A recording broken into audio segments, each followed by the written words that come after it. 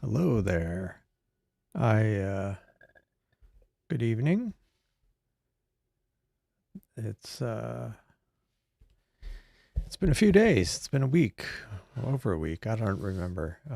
It's been cloudy and rainy here. Uh I see yeah, clouds there. Oh, and of course good afternoon. Hi, Stephen Fox. Um yeah, it's been kind of rainy here and it's still rainy, so I won't be doing any live observing tonight. So, I am going to put my phone on do not disturb. And actually there's a light. Let me try to turn it on. I I have this light here that I can control from my phone. And oh, hey, Cheap Astro. Good evening. How's it going? I have this light here and I was using it for Halloween and I had it in this mode where it was doing kind of this flickering night light. Hello, Chris Young. Oh my gosh. Hello, Chris. Thanks. Thanks for the super chat. Wow. I appreciate it. I really do. I appreciate a lot. Thanks. Hello, Turf. How's it going? Yeah, so I have this light off camera and I can control it through my phone, but I had used it for Halloween because it has like it's one of those like a lot of lights have like effect modes and it had this kind of lightning mode and so I had it behind a window kind of flickering for effect and yeah, and I tried to turn it on a moment ago and it came on in flickering mode. I didn't realize it initially and then so let me see if I can do it, turn it back on without it being, see, it still says it's in effects mode. Is this one in effects mode? That's annoying. Yeah, they're both in effects mode. Maybe that's the problem. Let me see. Go to white. Fixtures. No, is this one? No. Come on. And if not, it's just a little bit of extra light to the side. And of course, it's not even turning on at the moment. That's frustrating. Oops. That would be too bright. Yikes. Yeah, no. Anyway, normally it helps kind of not have as much of a shadow on my face, but oh well. Yeah, storm might head our way out in the Gulf. Really? Um, yeah, it's been raining here a lot, and but there's a front coming through in the next day or two. But I know there was something in the Caribbean. Um, let me see. Um, let me. Sorry, I haven't sat here in a few days. I have a new. This is not a photo I took, but it was an option for wallpaper, and I kind of like it. Um, it was. I always like these guys. Oh, lovely.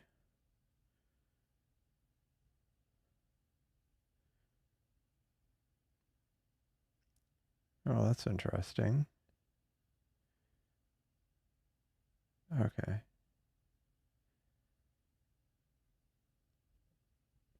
Wait, what? That's oh.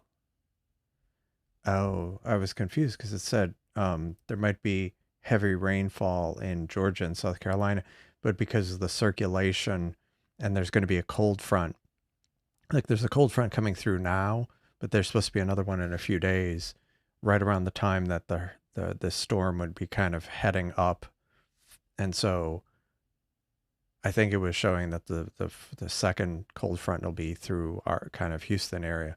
And so that would kind of keep it away from really strengthening or getting to us, but it could like end up causing a bunch of rain to get dumped.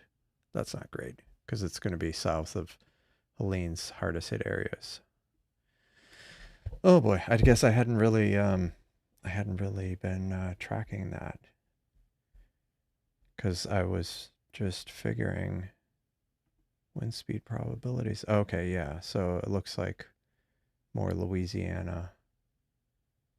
Anyway, this isn't like, yeah, lovely. Anyway, yeah. Yeah. Well, I mean, the one thing is we have a front coming. A tropical storm theoretically doesn't bother me. Um, but yeah, I mean, tropical storms are just a lot of rain potentially, but only if they stall over you, which has happened in Houston. For people who were here for Harvey, that was one where I remember any major downpour for like a few months after that was just kind of triggering because it was because we got, I mean, I think we got 3 feet of rain here near my house. There's a rain gauge like about half a mile away, an official rain gauge, and some parts of the city got 5 feet of rain over the span of a few days. But 5 feet of rain is just too much rain. The thing that's interesting and kind of ties into Earth monitoring and satellites and stuff, they were able to estimate how much rain fell. They were able to detect deflection of the Earth's crust, like, microns or whatever it was from the weight of all the water that was on Houston. It was like trillions of gallons or something like that. No, more than that. Whatever it was a large number of water, a large amount of water. And so, yeah. Anyway, but yeah, lovely. Something to think about at the end of the week. I mean, we already had a derecho and one hurricane so far this year. So why not have another storm?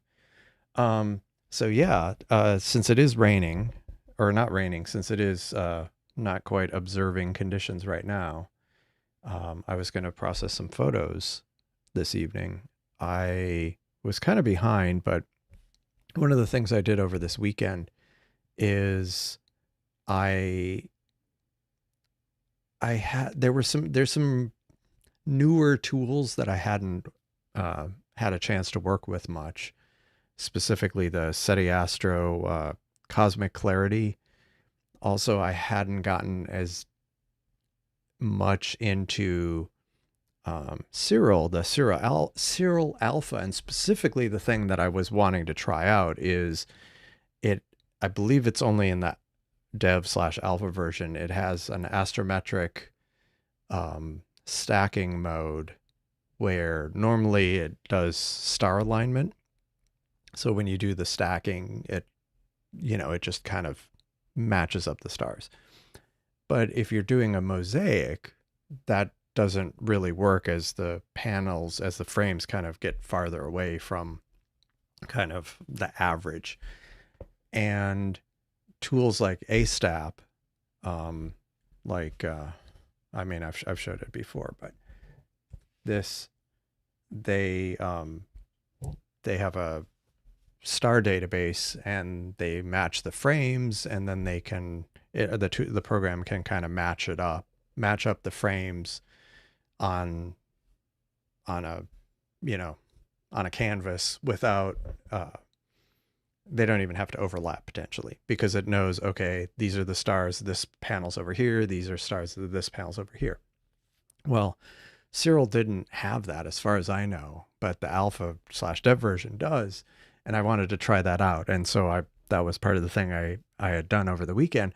But then another thing came up where what we've been doing with Seestar Alp mosaics is you do a number of panels and you like you stack, you take like 100 photos of, multiple panels to make up a mosaic. You stack each individually and then feed them into a tool like Astap to kind of generate the mosaic. Well, now that works fine. And you could now theoretically do that in Siril, but there wasn't a good story previously, I think, for the new mosaic mode that has come out recently with the firmware, the native firmware in Seestar, the Seestar app, where it will, it kind of does this somewhat spiral pattern to generate a mosaic. And Siril just wouldn't process them well before. It would just kind of take one frame and then everything was kind of stacked around that frame and not much else. So that was another thing I wanted to try. And then while I was at it, I worked on some other, tried out some of these other tools. So, so that's what I was going to go over today.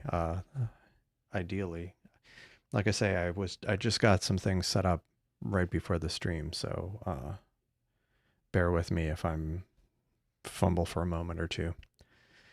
Snow in the forecast here if it makes you feel better. Maybe. I don't know. Snow could be good. Blizzards, not so much. A little snow is fine. I remember blizzards when I was a little kid. But, so yeah, let's try it. Let's get, now I don't have the newest firmware on my Seestars. And so one of the things I did was on the Discord server that kind of the channel Discord server, which that's a perfect time for me to drop the link in the chat. But the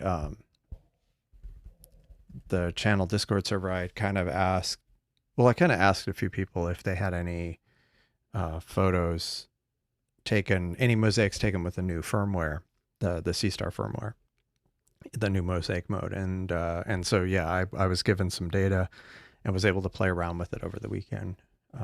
Anyway, so we'll start looking at some of that. But let's start with kind of the mosaic mode. Some reason I accidentally started Affinity Photo.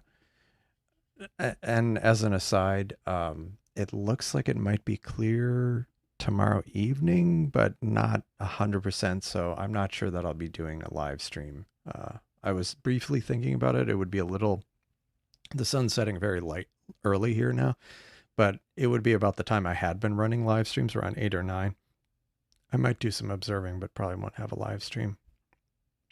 And of course, it depends on the storm getting here, but it looks like Saturday theoretically might be okay. So if so, hopefully this will hold and I'll be able to have some live observing streams again. But I'll get to that too in a bit. But let me double check I don't have night shift mode on. Let me shut that off. Okay. So I had some data is this the local data? I had a couple data sets that I want to find.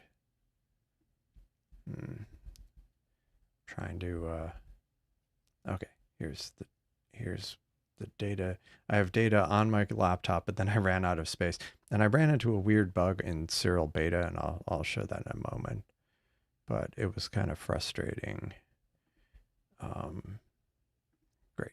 Okay, perfect. Okay, here we go. I'm just trying to get the finder in place and get rid of the clutter. So I have, what the hell?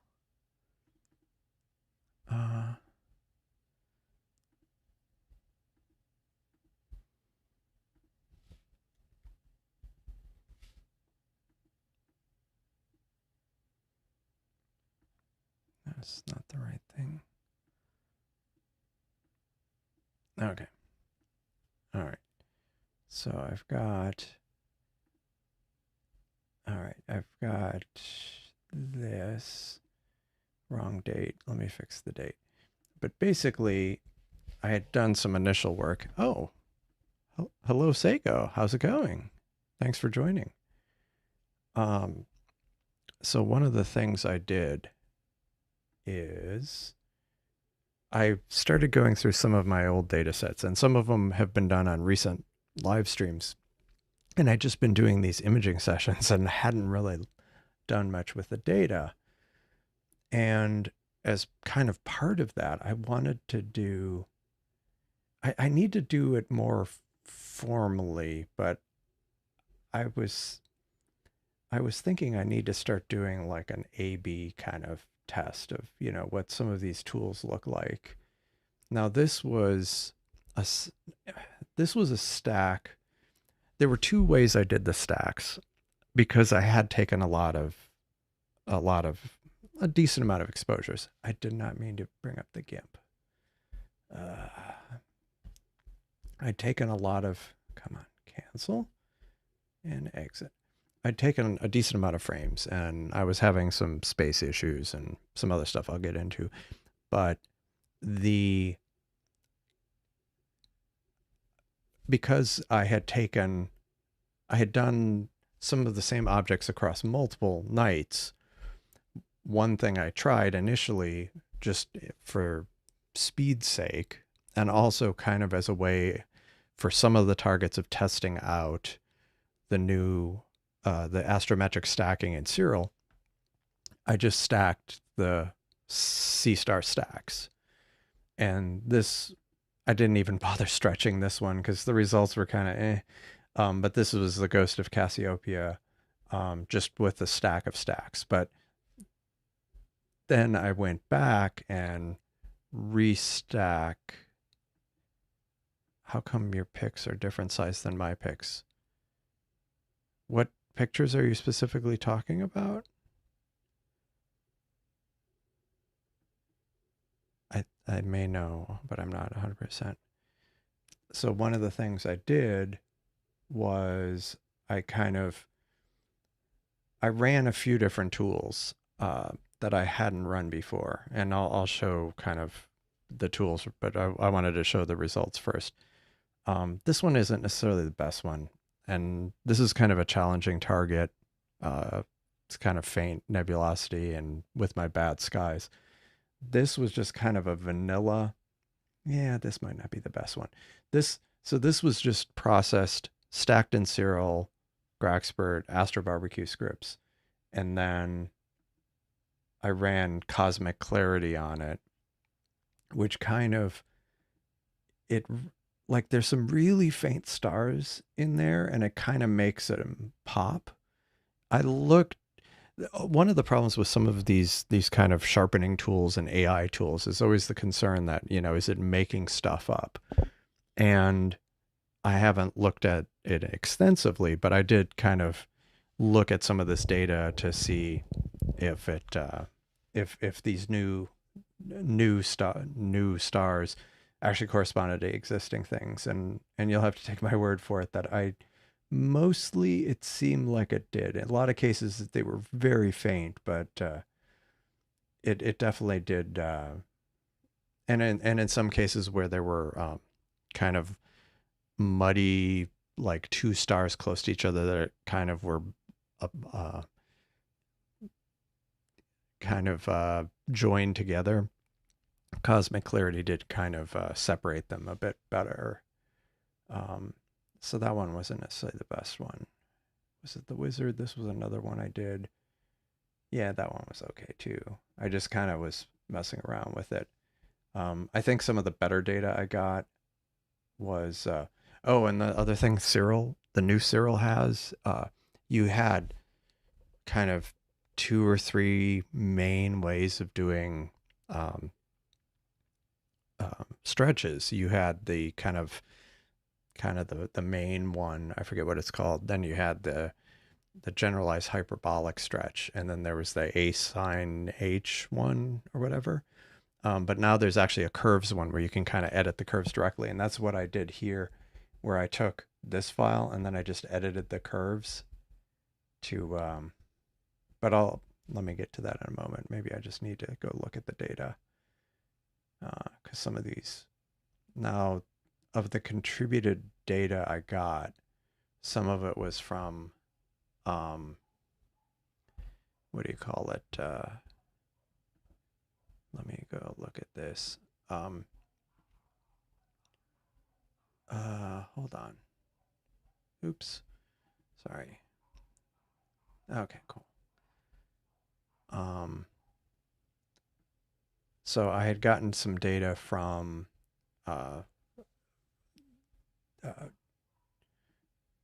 Chris, who's on the who's often on the chat, who graciously volunteered some data, and oh, this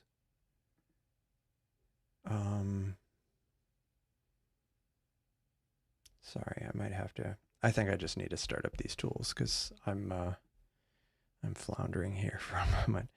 So let's go bring up Siril, and I can show some of the. No, yeah, not the Chris with a K. Sorry about that. Hey, I will take data from any and all. Let me see.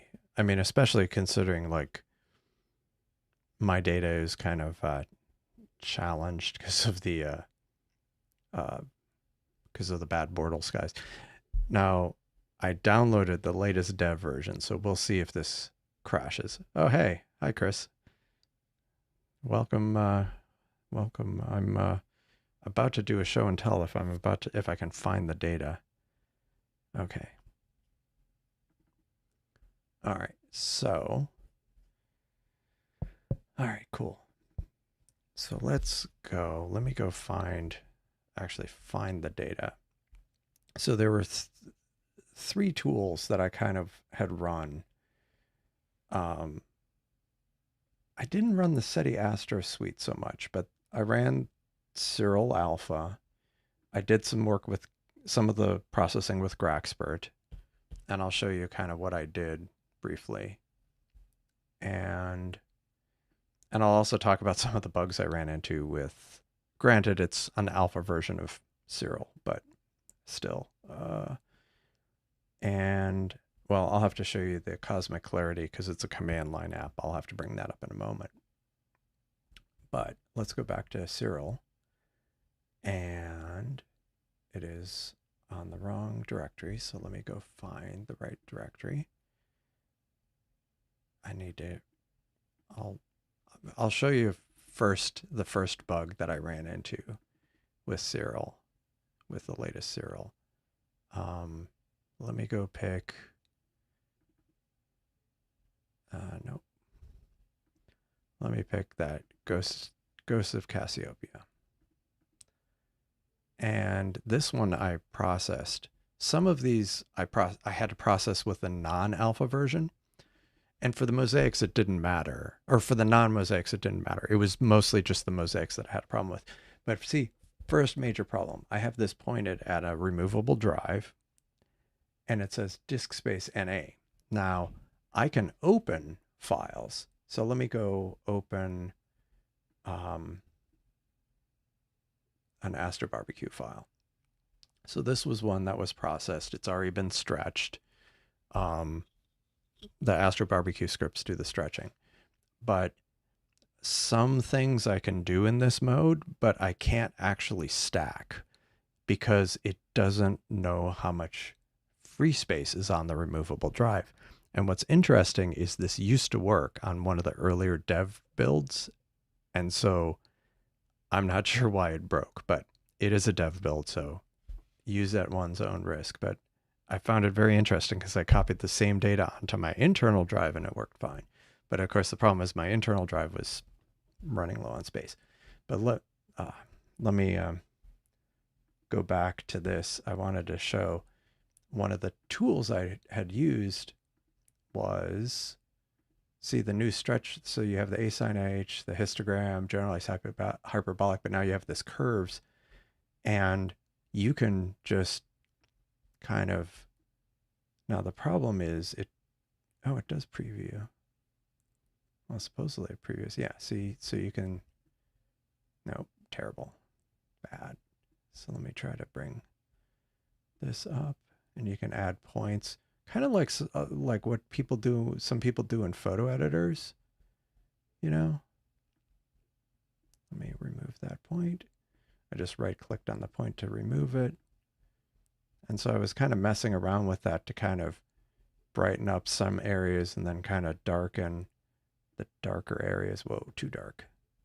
But yeah, so that wasn't a thing in earlier versions of Siril. So that was kind of a nice new feature. I think this is actually something that was fairly recently added to the dev builds. But now it doesn't update the histogram. At least I didn't see a way to kind of show how you're changing the curve until you actually apply. Then it shows you how you changed it. But still, kind of a neat feature. But we're not going to edit here because it's not going to work. Apparently a new Seestar is coming late 2025. Yeah, so that one Seestar, the S30, they're already taking pre-orders for it. But that's the kind of cheaper one.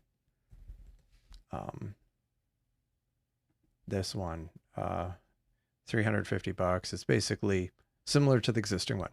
But yeah, there's a higher end one that supposedly, yeah, might be the rumor. One of the rumors is it will be late next year or even early the following year. But I haven't heard any specifics about it, like pricing or what kind of functionality is going to be in there. Oh, hey, put a link in Discord for some data to play with. Cool. I'll take a look in a moment. And set up scope. That must be, yeah, unfortunately no scope time today for me. But let me see.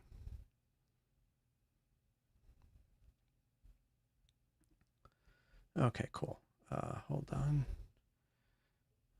I just wanted to, I always have these notes going. And it's today Monday already? Jeez. Time flies. We must be having fun. Oh, and since it's been a while, happy November, everybody. Let's see. Okay. Yeah, so I don't know what the specs are going to be. Yeah, the new one, it's interesting. I had debated pre-ordering one. It's just that much smaller and lighter than the existing one. Same resolution, wider field of view. You know, otherwise, some of the specs are pretty comparable. I believe the sensor that's in it is, since it's a newer sensor, it's better. I guess, I think. It does have a wider field of view, which would be useful for things that you'd maybe want to take a mosaic of. For cases where you need more reach, it's going the wrong direction, but it's intriguing because, like, for those wide field views, I'd like to have it. It's something I had thought about, but yeah, and it'll use the same app. So if you use the app, I like that deal. I was debating getting one myself, but if you get one, I will gladly. And plus, that would also be helpful because I know there's someone else who kind of does Alp development, and they had pre-ordered one, but if I didn't get one, but if I just borrowed it like briefly or kind of the remote stuff I've been kind of, I'll get to that in a bit, the remote stuff I've been working on, but either way, that would be helpful. Oh, nice. Nice.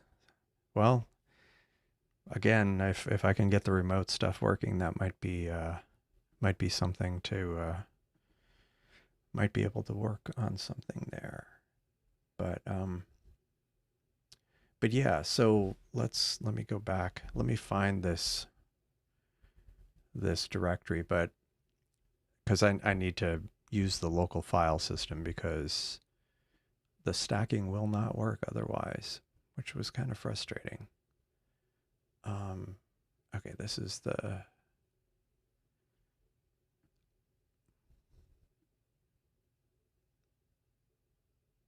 sorry, I'm just oh okay.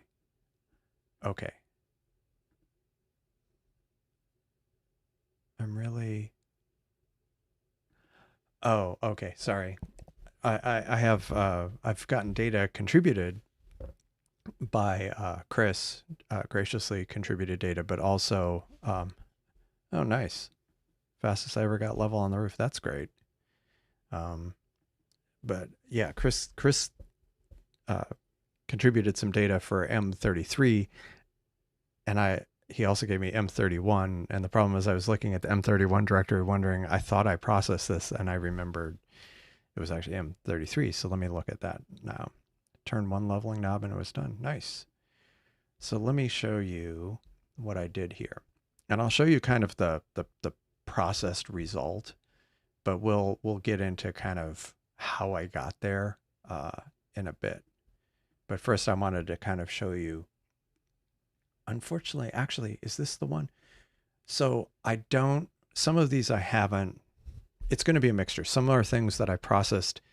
I saved as a PNG. Some I only have the FITS file, and so we're relying on the FITS previewer. But this was the mosaic, I believe, that came out of the Seestar itself. Is that right, Chris? Um, I think this is the one that came out of the Seestar. Um, and it's of M33, which is a fairly challenging target. Now, there are 800 subframes that made up the final image. So, and like I say, this is out of the telescope. I believe this is the one. AI enhanced images. That's cool. Yeah, so long as the okay. Yeah. Okay, cool. So this is the mosaic. Now, what I ended up doing is I used Siril to stack using the astrometric stacking. And I ran into some weird quirks where above about 600 subframes, it started doing some very weird artifacts and like giant bands of RGB. And I saw a bug that was recently fixed in the dev version that only applied to live view, but it sounded like it had similar symptoms. Anyhow, so I didn't end up using the full 800 frames. So let me see if I can. Well, let me load this. Let me load it up. Let's load that up. I'm going to load it into Siril just so we're kind of trying to do something somewhat consistent. Home, astrophotos. One thing I've thought about on kind of these rainy days or days where yeah, for whatever reason I can't do an observing stream, but I can live stream. I've thought about, just having a regular live stream like Thursday or Saturday or whatever, no matter what, barring, other things coming up. And then kind of make it if the weather doesn't cooperate, I'll still go live and do stuff like this and maybe have you know sometimes when I'm like helping troubleshoot Seestar Alp or whatever else, just whatever kind of a just chatting / astro-processing kind of stream. Um, I'm thinking I'll probably do that. I might just start doing that. Okay, 2x mosaic. Oh, okay. Right. Well, so let me pull this up. All right. Live M33 and open. So I had to change the home directory. So let's open up. This is the stacked mosaic. from, and why does it do this sometimes? Drives me. It's like there's definitely UI bugs, because after all that, unless it was a key sequence I pushed, let me restart it. It is the dev version. Some of the toolbars disappeared.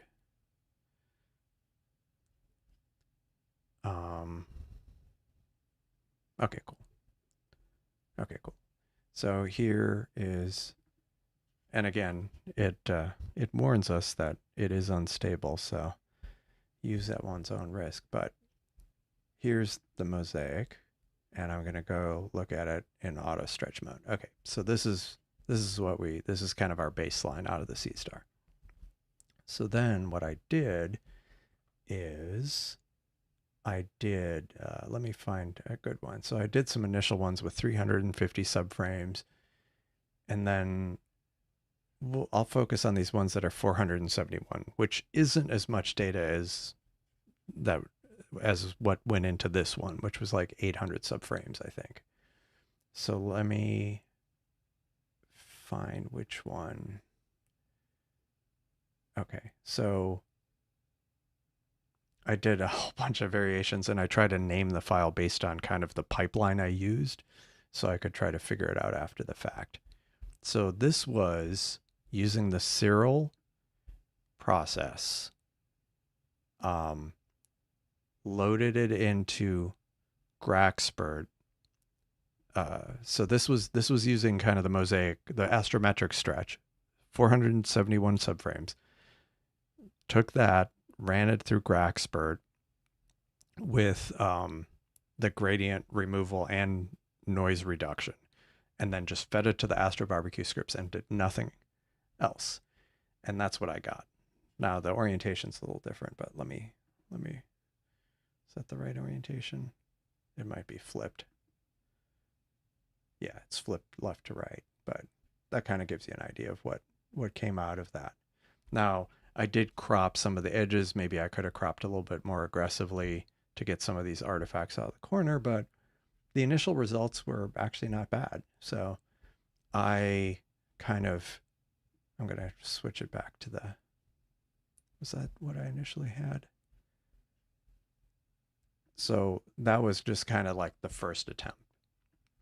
And then I kind of was messing around with the pipeline after running it through, and then I ran it with the cosmic clarity denoise, which you can see, you can see it, even though that wasn't my plan, there was all this junk in the corner, it actually did clean up a decent amount of it.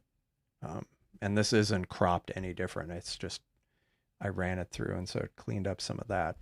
And then if you kind of zoom in a bit, yeah, it's doesn't look like it's done anything too bad to the result.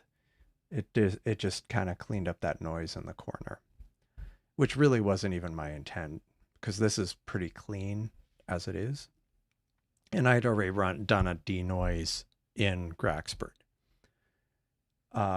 Then I did a sharpening, and then I did a sharpening. This is sharpening in cosmic clarity with both mode, which is stellar and non-stellar. So that came up with this. So this is without the cosmic clarity noise reduction, but it is with the sharpening. Is that right? Yeah. And so you can see, like, I was trying to figure out if, now there's a lot of parameters you can tweak, and I just kind of took an example and went with it. I think it kind of overdid it a bit, but like a lot of these stars I can match to things that are actually in this image. So like if you look at this arc of 4 stars, I can see the arc here has just made them kind of pop. Now, granted, this might be a bit much, but it definitely did. sharpen things up a bit in the core to like some of the, now again, some of it's kind of maybe over sharpened, but still, I mean, like I say, I didn't tune any of the parameters for cosmic clarity. But it's still kind of an interesting result. And I was looking at another example with Chris of the Eagle Nebula, and that one was interesting too. Like it definitely brought out stars, but then it also brought out like it made some Bach globules in M16 a lot more pronounced. So it was a good exercise. Okay, I'll take a look. Okay, yeah, I need to play around with it. And denoise, yeah, it's I did kind of tune down the cosmic clarity denoise, but I had already run this through denoise on the in Graxpert, mostly because when I didn't do noise reduction in Graxpert before running the Astro Barbecue scripts, a lot of times I ended up with a lot duller of an image. Like here's one where I think I ran Graxpert without noise reduction, and then I did. Is that what I did? Let's look at this. Oh man, that like, yeah. I tried to run it through cosmic clarity and it just like totally. I was trying to see if I could do it before running some certain processes. Actually, another thing. Let me see if this is what I had. Yeah, no, but it's still like I think the either way the result compared to kind of the baseline, it definitely is able to kind of generate a much larger field for the mosaic. So that was one thing I was pretty pleased to see. So let's go ahead and let me go ahead and try to reproduce that. And I'll do it on another data set, one that I just got today. So let's go find this. Now the one thing is, I forget, Chris, what your Bortle is, but mine is Bortle 9. So one thing I did notice is like gradient removal there wasn't as much that needed to be done with gradient removal in this data. So I think that's another thing. Yeah. Yeah. Okay, Bortle 5.5. Yeah. That's so let me go ahead and try. Let's try running this through. Which data set do we want to use? Actually, before I do that, let me try. Yeah, no, I'll do M31. I'll do M31. Since I've got, I have other data to use, but perhaps that'll be for other nights. So what I ended up doing, let's go, and I'm going to change the directory. And I'm going to go to this mosaic, the M31 mosaic data. Now, actually, what I need to do is I'll go up a level.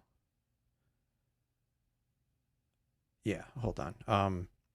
What I ended up doing, since I'm doing a manual stack here, what I ended up doing is I kind of emulated some of the functionality. Anyway, so I'm going to make the default directory process and open. So that is now the directory. So what I did, again, your mileage may vary. And we're doing this because one thing I had been thinking about, or I think Chris mentioned, is making this into a script for Siril, but I haven't done that yet, so I'm going to be doing this all manually. So I'm just going to grab a bunch of these, mostly because I had kind of issues running too many frames. So let's just start with a certain amount. And then I name the sequence, and I need to debear it since these are the raw subframes, which aren't debared. So now it's processing them.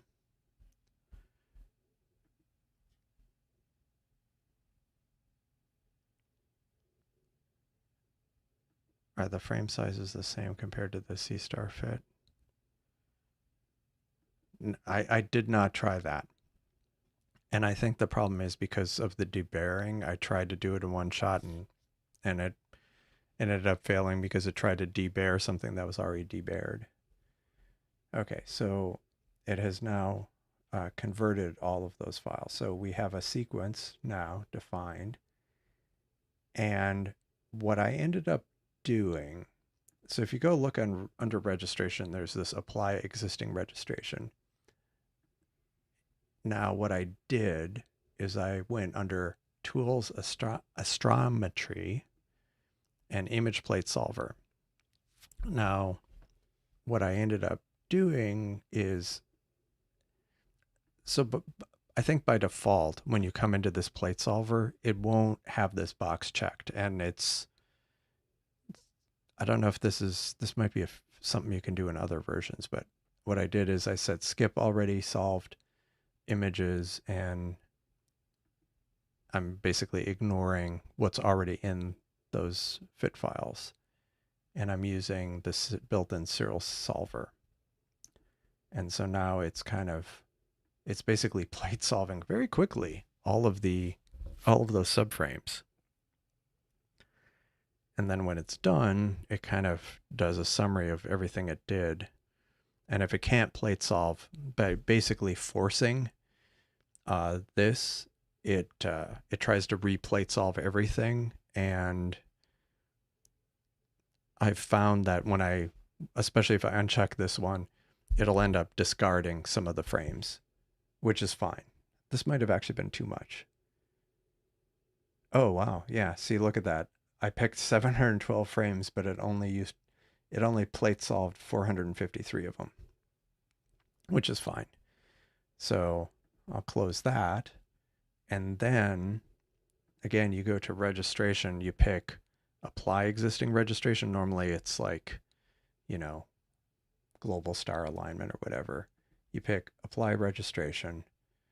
I have selected framing method. You have to change to max because otherwise it just does a single frame.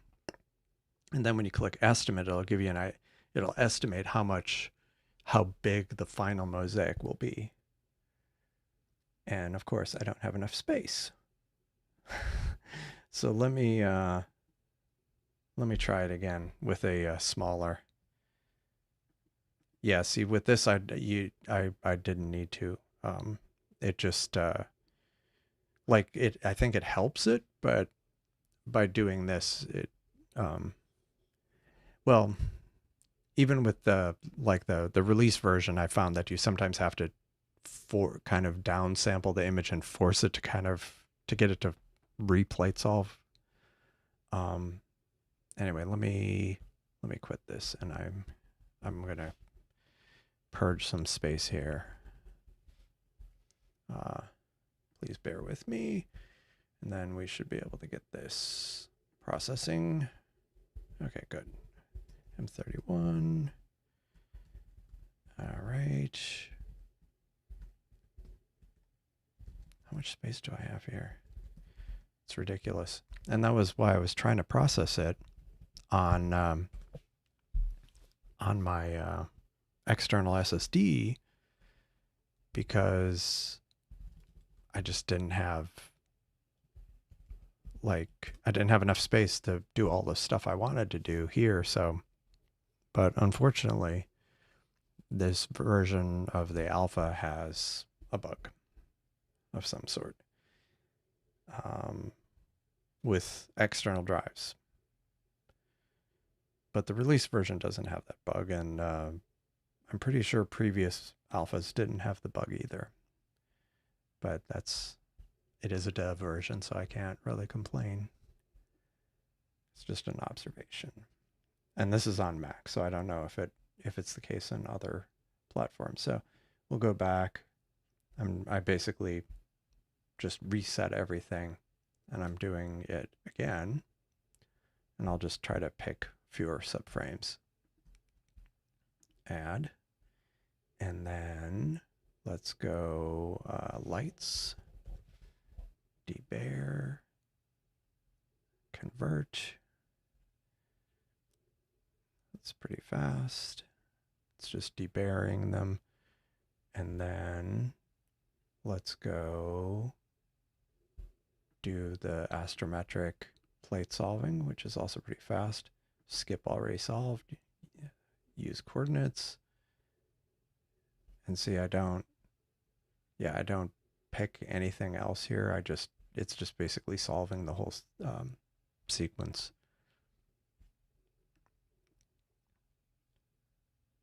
Seems to be going pretty fast. Now, before it was 451 frames, so we'll see what it comes up with now. Okay, 265, which isn't a ton, but for the sake of illustration and actually getting this to work. So going back to registration, apply existing, change to max, and then estimate.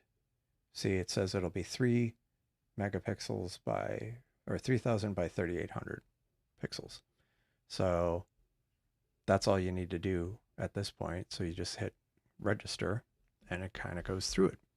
And now let me look at the chat. I wonder if more frames solve when you guide it by typing an M31. Yeah, I'm not sure. And then the other thing, I'll show that in a moment. It's got it has a built-in solver, but it can also use the astrometry.net solver. That's actually a drop-down option.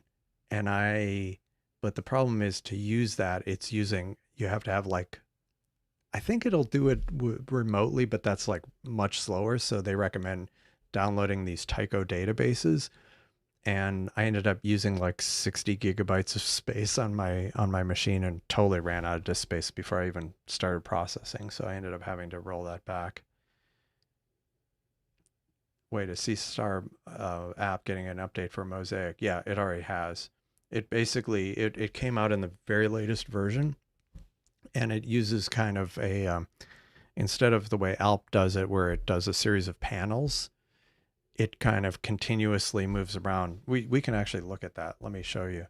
If you look at the frames for, if we look at the frames here from the Mosaic, you can kind of see, I'm just kind of flipping through, you can kind of see it's just it moves around a lot. It's not particularly, it's not like the Alp Mosaic where you spend 20 minutes on a single spot.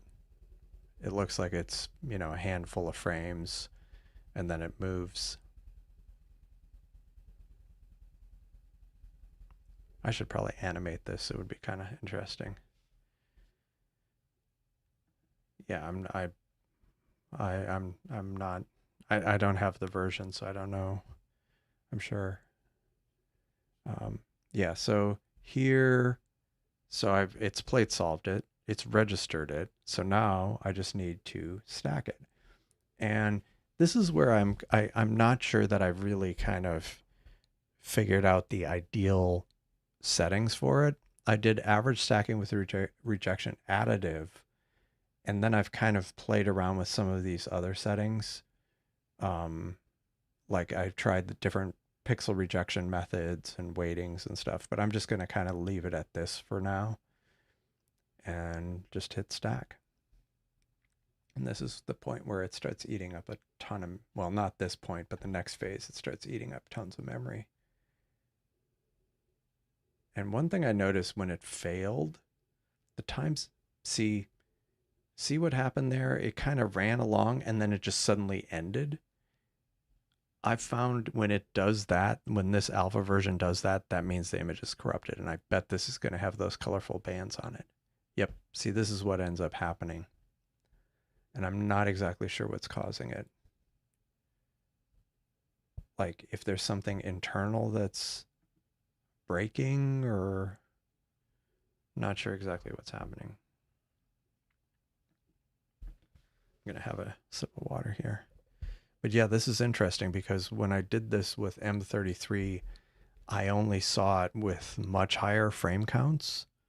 Like when I had over 400 or 500, over 600 frames is when I ran into the issue. But this broke with only 200 and some frames. So, although this, yeah, I'll have to mess around with that some more.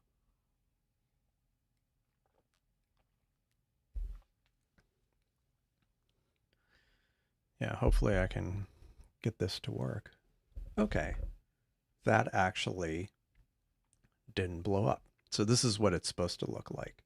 And what did I end up doing differently? Oh, I just did output normalization. Maybe that's the problem. Maybe it's going out of bounds and blowing up like overflowing something internally and it's breaking it. But yeah, you can see,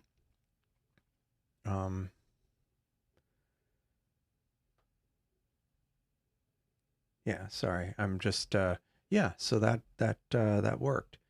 So let's crop this. Unfortunately, I need to try this again with more data, or with more subframes, but I need to clear up some space. So let me crop a bit. And actually, no, that's not what I'm going to do. Let me bring up Graxpert, because this was the next point of the workflow I used. And this is on the internal drive. So let me go look at the internal drive, Astrophotos, Live, and Mosaic, M31 Mosaic, and okay. Okay, here's the stacked image. Now, this is one thing I like about Graxpert. It just immediately it's kind of visualization stretch. It really cleaned it up a lot. So let me crop this. Just trying to. The problem is I don't want to get too aggressive because I don't want to get rid of too much of the data. But I need to redo this with more frames. But that's still a much bigger field of view than you would get by default in the Seestar. So I'm going to do background extraction, which I found doesn't, the data is pretty clean as it is. It just malfunctioned there. And I'm going to go ahead and try doing the denoise. Yeah. This is the Graxpert denoise. Now, unfortunately, the Graxpert denoise takes a while. So we'll let that go for a bit. And then, yeah, this is going to take a bit. Meanwhile, let me go try to bring up cosmic clarity, because that was kind of interesting.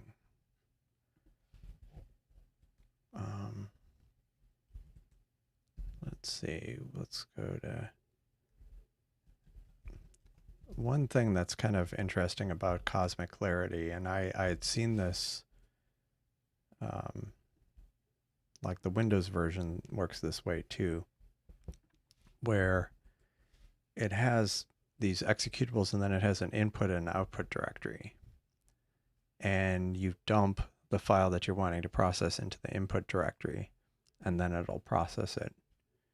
So if I look at input, these were a couple files that I had processed, and then here's the output files. And in this case, I did the sharpening. So I'm going to remove those. And I'm just going to run I'm not going to run the denoise. I'm just going to run the sharpening one. And these were the parameters I ended up using, but these were just ones that were in this run script. So they're not necessarily the best. Non-stellar amount, stellar amount. I'm just going to run that. And it'll just kind of run. Do I not have a graphics card? Well, this is running on a Mac, and I'm not sure if it leverages that, which is one of the reasons why at some point I'm going to get a Windows computer just for these kind of things, and especially for the software like SharpCap that I've wanted to run that only you can get it to run on non-Windows, but I think I'd rather just run it on Windows since a lot of the Astro software runs that way. Yeah, no, unfortunately mine takes a long time. I'll look at the settings just in case, but I'm pretty sure it's obviously not using any kind of acceleration. It's pretty pathetic, really.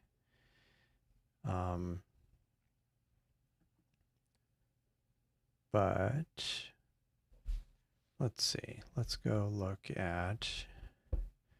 So we've got that. And once I denoise it, then I'll bring it back into Siril and run the Astro barbecue script on it, just because it's one that I tend to use a lot because it's kind of it produces reasonable results with little to no effort. And so I tend to use that a lot. So let's, is this still chugging away? Yeah. Still chugging away. Well, it's getting there. And look at it, it's like really pegging the CPU.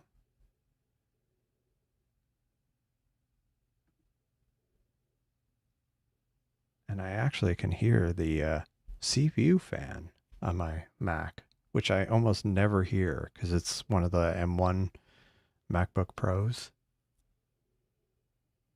Yeah, I can hear the CPU fan. It's impressive. It's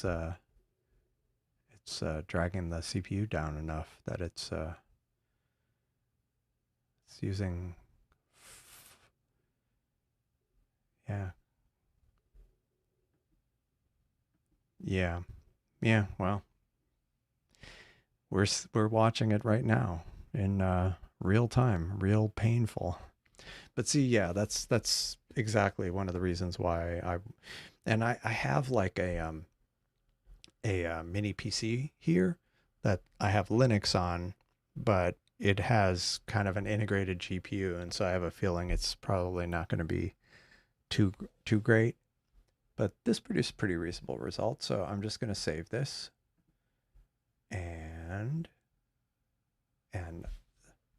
like before, I'm going to suffix this with NR for noise reduction. And really, I need to rename all of these based on the number of frames I stacked. So let's go back into Siril. And okay. Now, this result does not necessarily reflect how it's going to look out of Astro Barbecue. I'm going to do that. And let's go run Astro Barbecue, this one. And so it's going to think about it for a bit.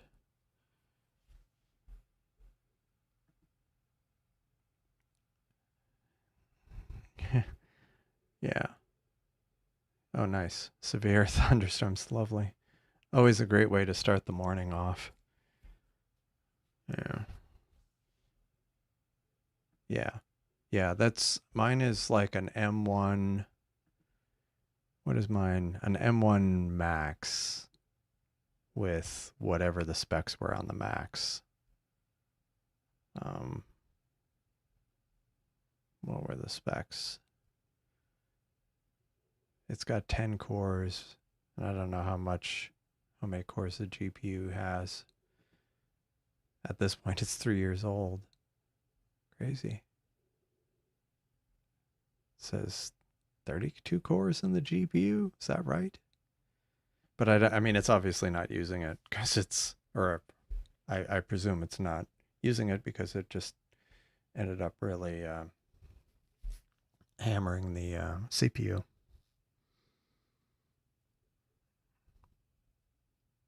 Okay. Okay. Now, mind you, this artifact was there before, but if you look at the rest of it, it's pretty good. So, yeah, it's reasonable. So let's go. Um, this is pixel math. So let me go save this as. I'm going to save it with that and then Astro Barbecue, and then we'll run it. We'll run it with cosmic clarity and see what it makes of that. Let's see. Okay, cool. So I've got, like I say, it's kind of interesting how it works, but it's actually in the process directory. And here's the Astro Barbecue file. And I just basically dump it in the input directory, which I didn't actually mean to move it out. So let me make a copy of this back. But it should start processing it at some point. And like I say, oh, no, I guess it just, it started up and then stopped because it didn't see anything useful in the directory. So we'll rerun it. All right. And for some reason, this also takes a while to start up. I'm not 100% sure why. I really haven't. I really don't know much about the backstory about it. I know who created it, but I haven't really. I've been busy recently with other things, and for better or worse. For you, the background's too black. Are you talking about in this? Yeah, I mean, it's not too bad. I mean, I don't feel like there's a lot in the. Yeah, I mean, it gets into, yeah, style, not style, but I mean, honestly, I kind of go back and forth on it. Sometimes I like the jet black.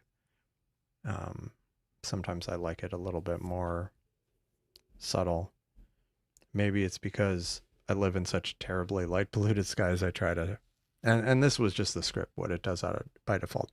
And what's interesting is if I don't do the noise reduction, it definitely, because it doesn't end up processing it quite as much.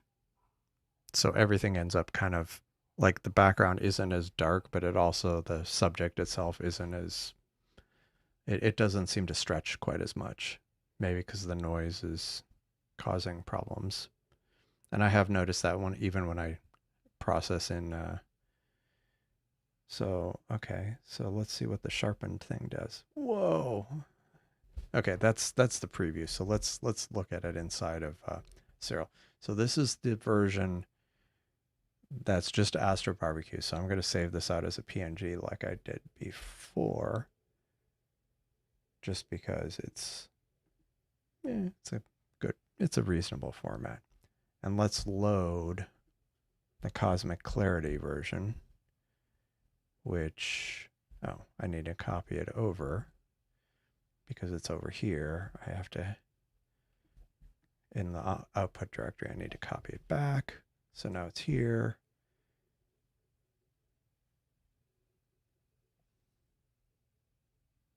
Wait, did that actually? So let me save the PNG version of it. Okay, and so let's open this up. Just since I don't have PixInsight, this is how I do side-by-side comparisons. I dump them out and then do it at the Mac level. Okay, so here is, and again, you know, these were parameters that I haven't adjusted or were based on ones in a script. So for me, it kind of overdoes the stars a bit, but I haven't had time to really tweak the parameters. But it definitely is bringing out a lot of things where maybe this, it does make the stars, it does remind me of some of the tools you see people running in PixInsight, like it's not Noise Exterminator, but one of the other ones, one of the other exterminators. But like if we look here, well, that's too far. But if we kind of look in this area, it definitely makes these stars a little crisper. Maybe too much, but definitely the stars don't look as muddy. Definitely can't accuse them of looking muddy, and does kind of bring out some of this detail more, these dust lanes. But again, you know, I haven't really messed with the parameters, and you can adjust.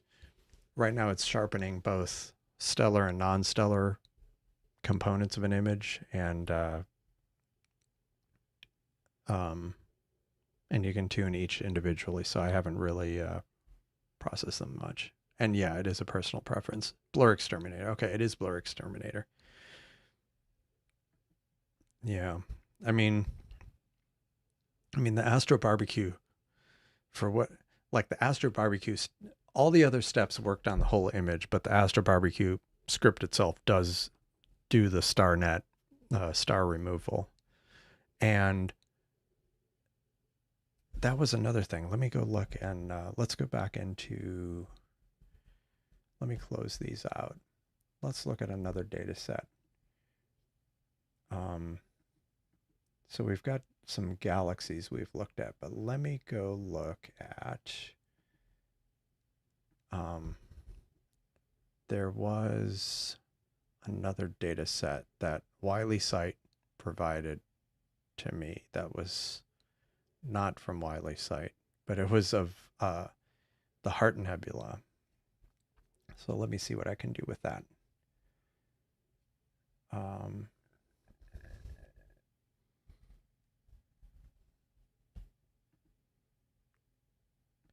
Yeah, Astro Sharp. Okay. Yeah, I mean it is I won't quite go so far as saying it's like the golden age of Astro tools, but it does seem like there've been a lot that have come out recently of sharpening and noise reduction tools that are free. Like a year ago, or even earlier this year, I feel like a lot of people were using the PixInsight kind of various exterminator kind of add-on. I mean, there's some of them run separately, but like those tools. But then Graxpert was just doing gradient removal, but then they added noise reduction and Astro Sharp, and now Cosmic Clarity. Yeah, so I feel like a lot of them have been there's some pretty good quality ones compared to, I mean, they're doing things that weren't even, I feel like weren't even possible just not that many years ago. Yeah. Yeah. And see, that's the problem. Like what I'm, not the problem, but what I have is I'm having it do both. And you can see that in the parameter I had here, where I actually did sharpening mode both. And it was, some of the parameters were just basically lifted from this shell script that was included in the bundle, that the author had in the bundle. And so although there it was just non-stellar, but because I was doing it with galaxies, I was like, the results weren't quite what I wanted when I did non-stellar. So I switched to kind of doing both. But again, I hadn't really been able to play around with the parameters that much. Mostly, as you can see, because things run a bit slowly, and I have a feeling that this is where a Windows computer would be helpful. So let me go up a level, and I want to try this. I want to try doing this with. Do I want to do this? I'm debating if I want to do astrometric stacking again, or if I want to just stick to, since that seemed to have issues. So what I can do, this is what I'll do. I'm going to go back to non-astrometric stacking with other data sets. Hold on. Yeah. No, I mean, I've done that with, it was mostly because, I mean, it's a few different things. In the past, not that long ago, the past maybe a few months ago, when I had a bit more free time, a lot more free time, I was doing a lot more hand processing where I would run StarNet, and then I do some work on I just do all my kind of processing by hand in Siril and Graxpert, and sometimes I'd kind of round trip things in and out. But then I'd end up, and then I'd recombine things at the end, and then I'd kind of tune, how much stars I wanted in the image. And I was happy with the results, but it could end up being pretty time consuming. And so as time more recently has been shorter, I haven't been doing that as much. And I kind of started leaning on the Astro Barbecue scripts a lot, which kind of do some of it, but they do it for you. And it does some like pixel math to kind of recombine things. And I could probably go into those scripts and kind of tune the numbers to something maybe, maybe I want to de-emphasize the stars a little bit, but I haven't yet. And the problem is I just was remembering something about, I'm trying to remember if it was something in Siril or one of the other tools I was looking at that actually had, maybe it was, I forget, maybe it was one of the SETI Astro tools where it had different, if you loaded a star mask or just the star field, the separated stars into it, you could have it do different processing. And you probably could do that as it is anyway. So separate it into star and non-star, and then, do all your different processing completely separately and then combine at the end. But I haven't done that yet. Combining the stars after the stretch denoid is then sharpening. Yeah. Yeah, I mean, I've played around with it. Mostly what I'm doing now these days. Yeah, that would work. Because usually with StarNet, when you do the StarNet, it's on the unstretched. So that makes sense. So you're doing it on kind of the raw or almost raw unstretched image. And then you end up with unstretched star fields and stuff. I should probably do that just to take one of these data sets that I have where I have a decent amount of data. Granted, it's from my skies, so maybe not the highest quality, but let me go look.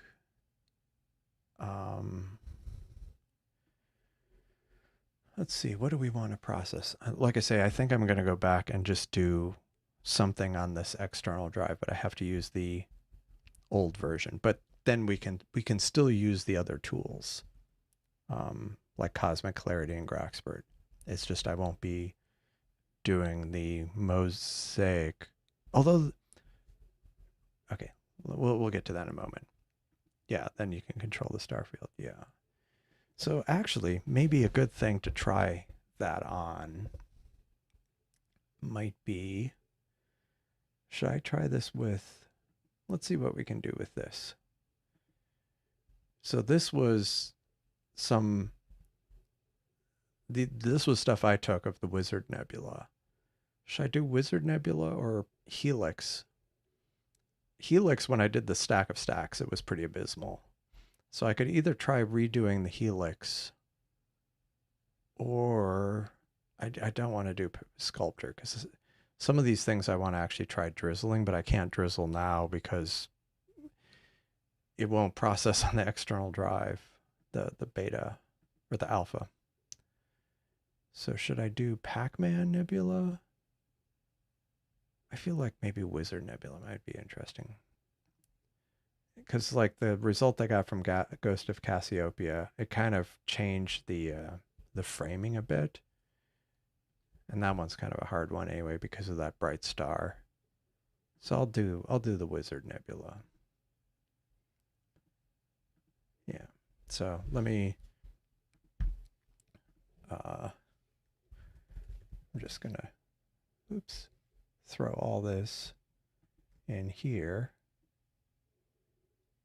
And there. So now I can reprocess that. So let's, did I start? No, I didn't start the beta version, or the, not the beta version, the release version of Siril. I have 1.2.4 here. And, okay, cool. That's good. Actually, let me, whoa, what in the world? It has some definite UI glitches on Mac. I don't know if this happens on other platforms, but it'll like just parts of the window will disappear when I moved it back onto this monitor, onto my laptop screen. Like the window went almost completely transparent except for a couple of buttons, and then when I kind of clicked on it, then it came back. Okay, volumes. 7 astrophotos. All right, we're almost there. Although, what was that target? I'm forgetting the names of things I did. NGC 2903. Okay, that's another galaxy. I want to do a nebula this time. Although the spider and fly, what did that look like? I had done an initial. Yeah, I only did a stack of stacks on this. And again, you can't judge the kind of preview that kind of, a lot of times it'll look a lot more modeled. That one might be too hard because it's got a lot of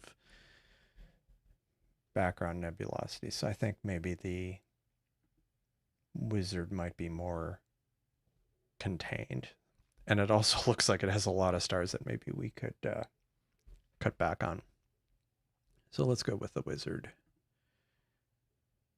And we're just going to do the default processing to begin with, or the default stack.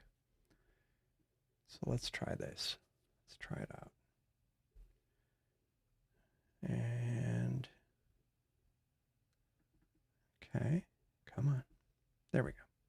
All right, we're on the Wizard Nebula and the subframes, and I'm just gonna, this is where the lights are, I'm just gonna go ahead and process the whole thing through, just using the default Seestar. Now let me see how many subframes we have in there. Because this might take a little bit of time. 1,300, why not? Let's run it. YOLO. Cool. So while this is thinking about How much space do I have on that drive? Luckily, it's on an external SSD. Okay, it's got half a terabyte free. That should be enough for this. What? So Cyril's has been acting weird, and it might be because I have the alpha version and the dev version. I mean, and the release version. Because see, look, it's saying there's 15 gig, and that is not correct. And I ran into this the other day, and it's kind of baffling to me. It's like, I don't get it. It didn't previously have this issue. I could run these kind of stacks, and it would accurately read the size. So this was another bug I ran into, and again, it might be that I'm running both versions. I'm just trying to make sure that I don't have any processes still running. But what I might end up doing is renaming, in case it's like doing something silly. Let me hold on. Let's bear with me while I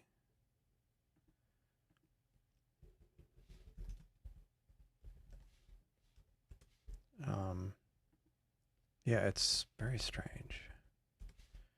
Okay, let's try this again. No, it's still quoting disk space on the internal drive, not even though the home directory is set, or the kind of default directory is set to the external drive.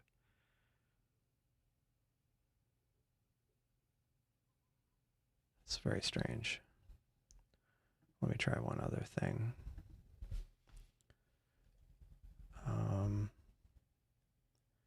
If this doesn't work, I'll have to try something else. But yeah, it's really weird. Oops. Yeah, if that doesn't work, I might go back to the alpha version and we'll look at some other things in there. Let's see if this works.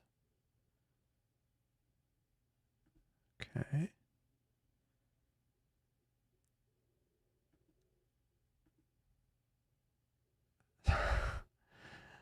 Okay, this is interesting.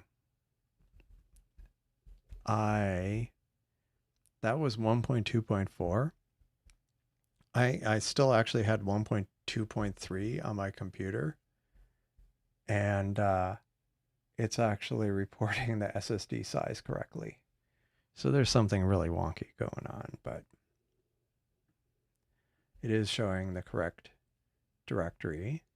It is showing almost half like 400 gigs. So let's go ahead and try this again. Yeah, processing 1300 files. It's very strange. Very, very strange. And I don't think it's because of all the tools I'm running. I think it's just, yeah, I'm not 100% sure.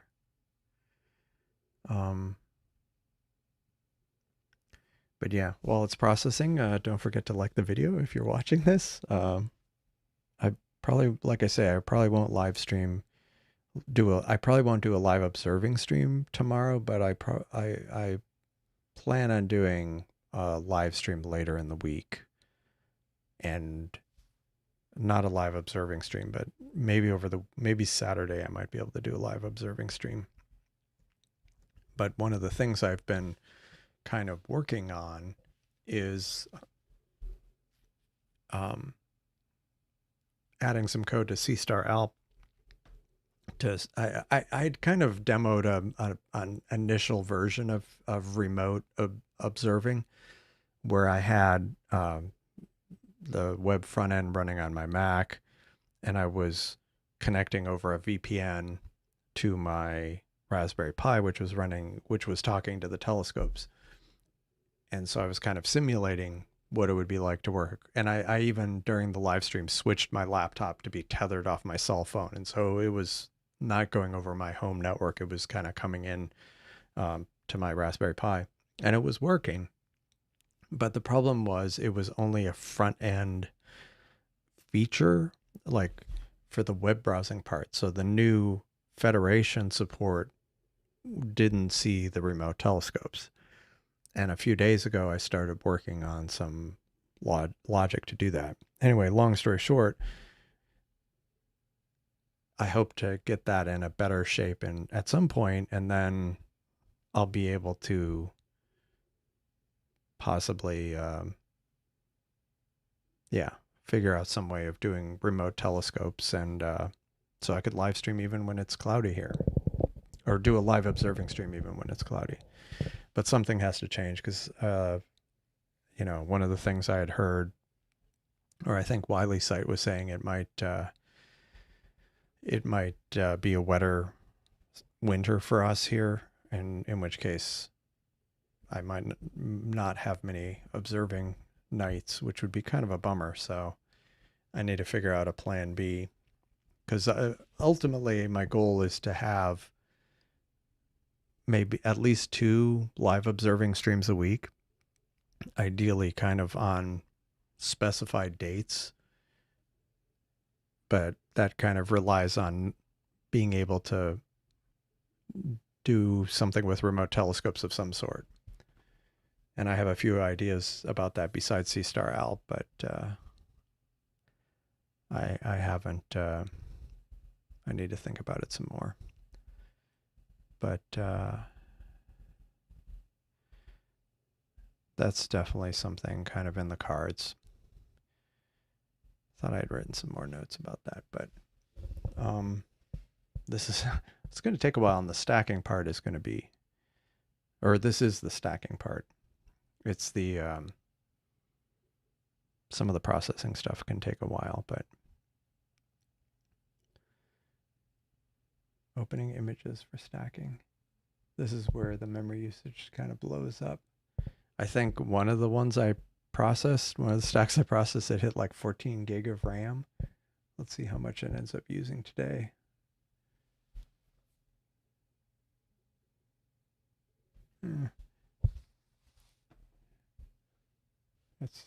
It would be yeah, it's kind of frustrating. Not frustrating, but I need to see if that bug in the dev version has been reported yet. The one where it isn't showing the right, it isn't showing free space at all on external drives. So I need to, if it hasn't been reported, I should report it. Yeah, not quite 8 gig of RAM. That's not too bad. Like I say, I had one over the weekend where it hit 14 gig of RAM. But that might have been on the dev version. So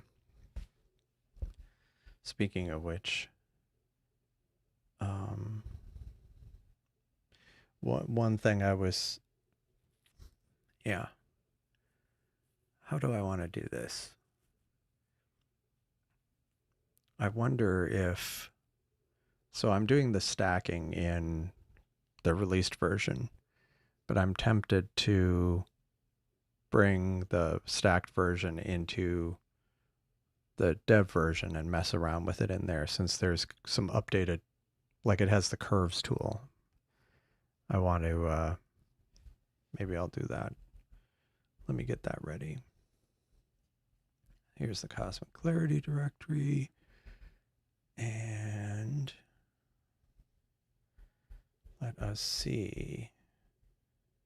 We are working on the wizard.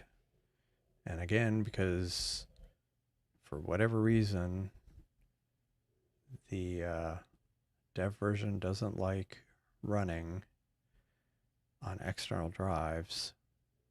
So I'm going to create NGC 7380 wizard nebula. So I created a directory on my local machine, and now after the stacking is done, it's almost there. So close. once that's stacked, I'll bring it into Siril. And I wonder, what should I do first? I think I'll go ahead and run StarNet on it. And then, do I want to run StarNet on it first? Or should I...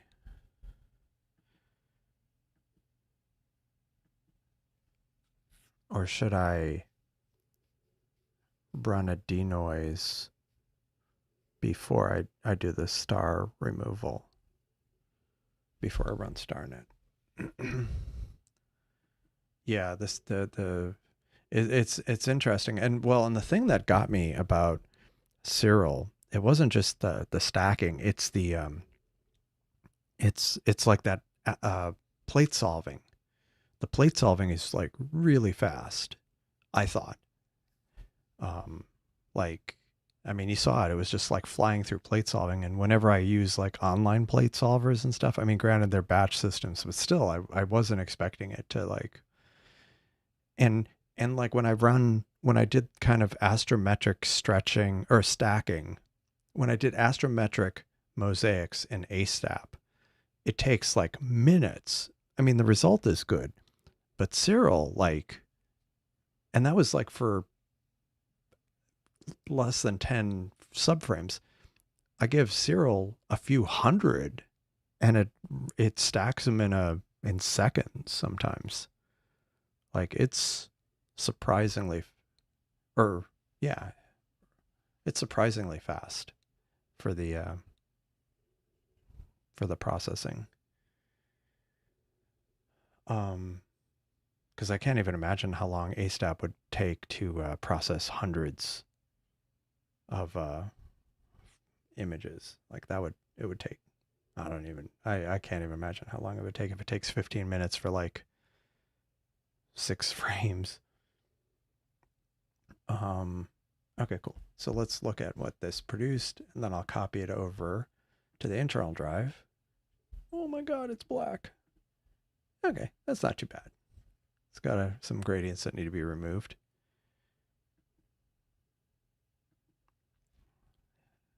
Has the wrong declination value. See, that's where the plate solving in Siril would, well, I don't know that it rewrites the header, but it does, I think, ignore that. But I haven't really tried it. So let me copy this, and then we'll go back to the dev version. Okay, it does rewrite the header. Let us go to, I've got that, great. And we'll copy it over here. And let me fire up. It's finicky. Yeah, I mean, so far it's been, what I've been doing in the dev version has been reasonable. But yeah, when I've done normal plate solving in the release version, it's sometimes weird. 2 of 4 were fine, but 2 took a lot of messing around. Let me see. Let's bring up the dev version or the alpha version. Let's see. Unfortunately, I renamed them. So let me go find the Siril. Is that? Yeah. So the version of Siril, FYI, I forgot to mention this, but the version of Siril Dev I'm running, I got off from the pipeline, and I guess once a week they do a weekly build, and that was the version I pulled today. And I don't go off one of the branches, I go off the main branch, because otherwise I have a feeling it would really be kind of iffy. So let's go back to the dev version. And let me go change the directory to Wizard Nebula. And so now we're in the dev version. So let's see if we can get it to work. All right, it's loaded. Auto stretch, actually. Yeah, see, it doesn't have that. I can go astrometry, plate solve. So you notice it doesn't, since I'm not doing, I don't have a sequence loaded, it didn't give me that option to plate solve on the sequence.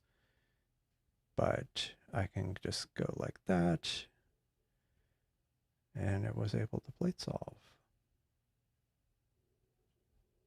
And so now, that is cool, where you can overlay the kind of the equatorial grid, see the object. Oh, there's an LDN object down there. What is that one? Switch, no, I don't want to do that. But yeah, I accidentally did that, and I'm like, I guess I had never done that before. Check that mode out, and I was like, oh, that's cool. It overlays the celestial grid on it. Oh, you pull updates. Yeah, it's the I don't know what you'd call it. So let's go color calibrate this. Oh, and this was another one that is new, a new option in the dev. It used to just have color calibration and photometric. What is spectrophotometric calibration? Oh, interesting. Average galaxy. Interesting. Well, I'm not going to do this for mode. I'm just going to do the traditional photometric color calibration. Sure. Yeah, the old-fashioned way. Yeah. So this is it. Now I'm just going to save this as PCC.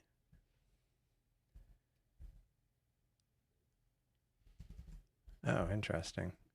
Yeah, they're starting to pick up some more and more features that are in PixInsight. I mean, they got a ways to go, but still, so that's cool. So let me go ahead and undo StarNet. I'm going to do this without doing noise reduction first. Why not? StarNet. And we'll see if this works.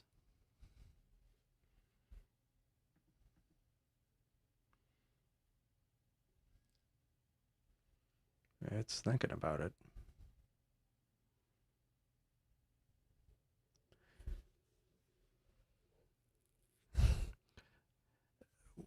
What it's doing, what I believe it's doing, and why it's taking a while, for whatever reason, when it does the initial load of the StarNet kind of dynamic libraries into the process, it seems to take a while, but then subsequent times it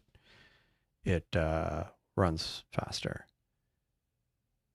I tried a little bit, but I kind of gave up on it. And you can even see the error over here. Spawning Graxpert failed during version check. And I haven't looked at it since. I probably should. Pre-stretched linear image, generate star mask. And we'll go ahead and execute. See what it comes up with. And then I will load the background into Graxpert, and I'll do something in there.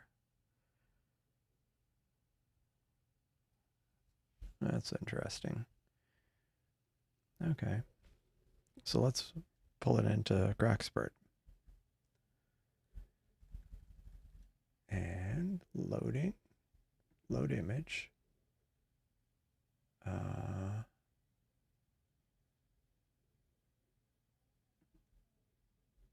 going to do starless.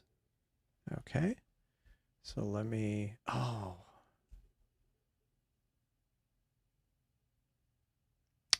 sorry, that's what I realized I needed to do differently. I'm going to discard those. Let me go load the original. What I forgot to do is crop. And that is going to be important because otherwise, so I'll crop this real quick. And actually, I always like doing the histogram because it really exaggerates the things so much you can see some of the noise better, like some of the stuff in the corner. I can kind of more aggressively avoid it. So I will crop, and then I will save this as cropped. Again, there might be a better workflow, but I tend to do this where I kind of prefix. I keep adding stuff to the prefix so I know exactly what phase I got to, and then if I need to kind of rewind to a specific point and reprocess it a different way, it's easier to do it that way. Like I say, that's just something I've kind of, it's a work in progress, my workflow.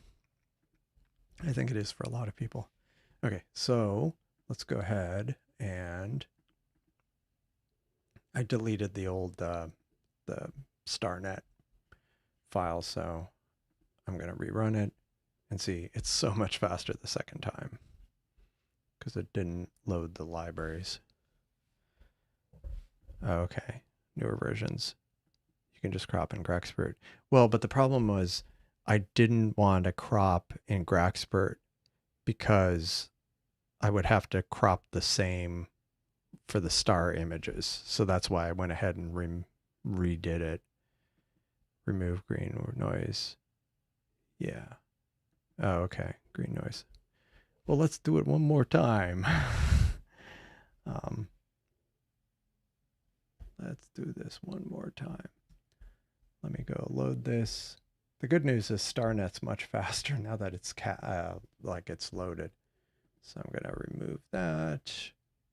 And see, I was able to go back to the cropped version, so I don't have to recrop. So let me remove green noise. Oh, I don't know about that one. I don't know about what it did. What in the world did it do? What in the world? I don't think I've ever seen that before. Wow.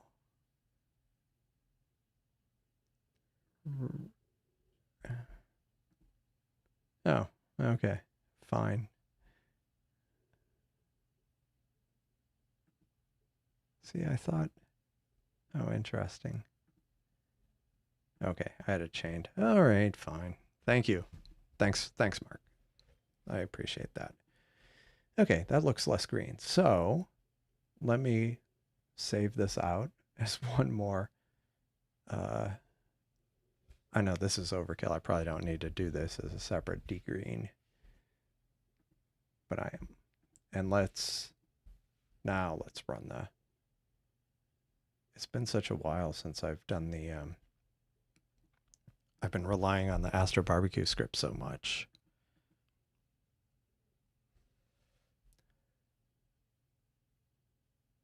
Wait, what did I do? My brain was on autopilot. Sorry, wrong one. All right.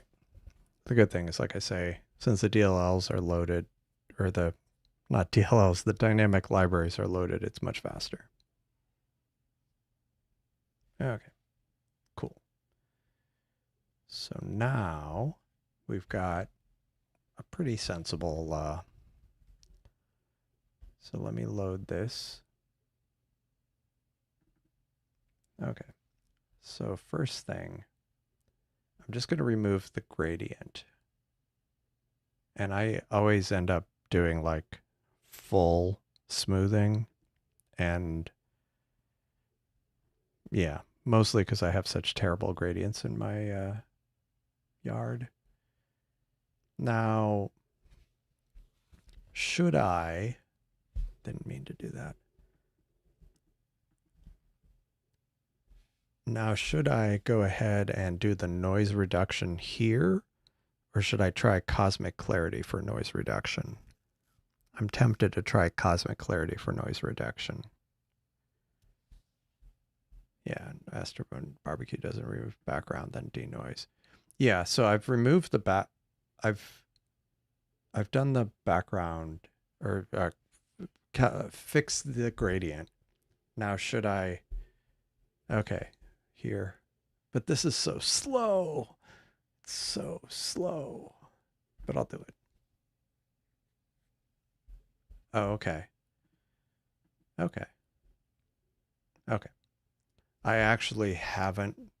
I only ran noise reduction once through on Cosmic Clarity. And so I don't have any data points besides that one run. And the results weren't. There's a reason why I was only doing sharpening after that, because the first attempt at denoise, I was kind of like, I'll just do it in Graxpert. Okay. Free option for BlurX. Okay. This is just abysmal. Yeah, denoise is a bonus. Okay, yeah. Yeah, so and that's kind of what I did on some of those other images. I ended up doing, I kind of did a similar workflow. The only difference is I didn't do it on the I didn't do it on the starless layer. I actually did it on the sum, the entire image. I mean, I've done it this way before. Oh my gosh. I don't know. Like, it's still got so much.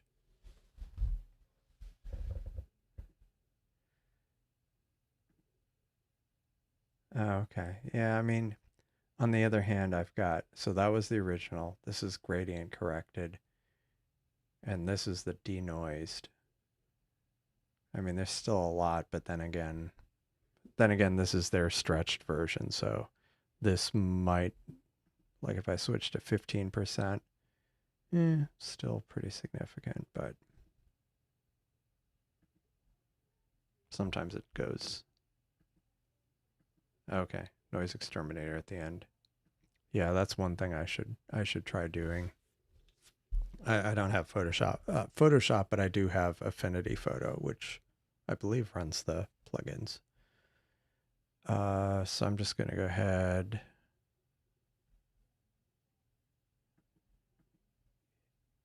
Yeah, statistical stretch.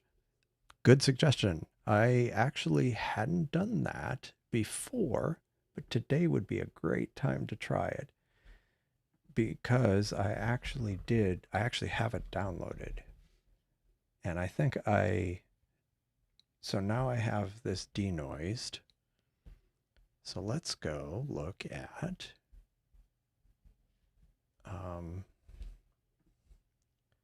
actually it's in my astronomy folder.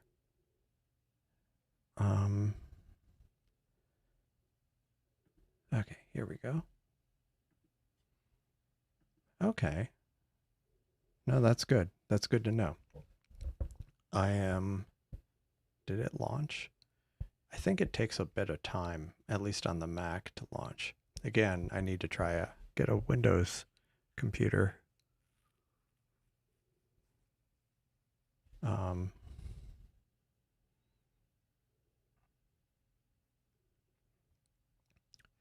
Yeah, I don't kind of promote. I promote like the Discord server, which, let me drop a link for that in the chat, because it's helpful, and it's helpful for no other reason than being able to share, have a more of a two-way conversation where people can share links, whereas YouTube YouTube chat's not great for that. What in the world?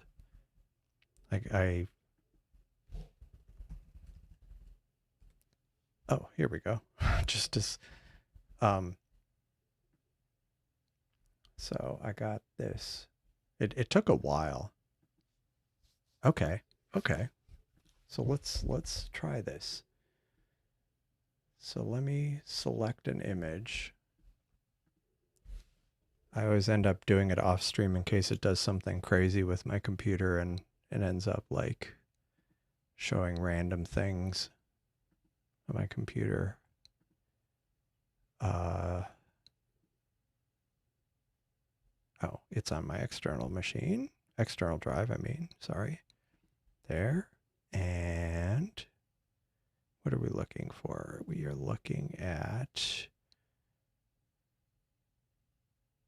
oh, sorry. I had to move it to the local drive because Siril Dev doesn't like the external drive. So there we go. And we're there. Okay, fine. So I'm going to try the starless image that has been run through Graxpert. And so you can see this is what I pulled up. So let's try that. So I have the image. Now I have target median was that. I think I had just done this before. I had kind of messed around with some of the settings on it. Working your way through the PixScience risk, I'm going to start reprocessing stuff in that again. That'll be cool. That'll be cool. I'm kind of curious. I had gotten a long time ago the trial version of PixInsight, and I've always been kind of on the fence on it, where as far as I really felt like I needed to have a lot more imagery, but I think having seen what some people have done with their images that come out of the Seestar, like I'm used to it with, I mean, it's kind of like, it's a common choice for a lot of people who aren't using Seestars, but seeing what people have done with Seestar imagery, I've been kind of like, maybe I'll go ahead and get it. Okay, use all three options. So normalize. Oh, okay. Check the preview at each step. Yep. Okay. So let's try. I already did that. Preview. Okay. So let us zoom out. Okay. Let me pull up the image here. So this is kind of the what do you call it? The Graxpert stretch. And if I pull it up in Siril, yeah. So this is just the visualization stretch. Doesn't look too bad. Normalize image preview. It's a bit brighter. That's good. Let's apply curves adjustment.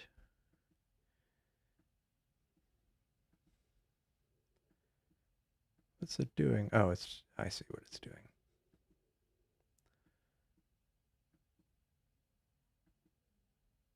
How far do I want to push this? Let's see all the way. I think I did this and it was just like, oh, yeah, no, overcooked. Let's zoom in. Yeah, I think I may end up using this a lot more. Like I say, I'd just done a little bit of work with it, but I was mostly spending most of my time on Siril with the astrometric stuff. Yeah, that's yeah. Look at this. Yeah, no, I'm not going to do that. Yeah, crank everything to 11 exactly. Yeah, target median is a bit. Oh, okay. Let's bring that down. Oh, yeah, yeah, yeah. Yeah, I see what you're saying. Actually, let me turn off curves adjustment so I can. Oh, okay. Yeah, it's kind of moody. No, maybe not moody. It's not wait.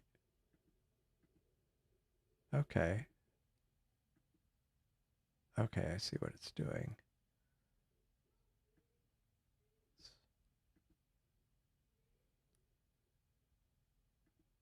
Target made for distinct objects.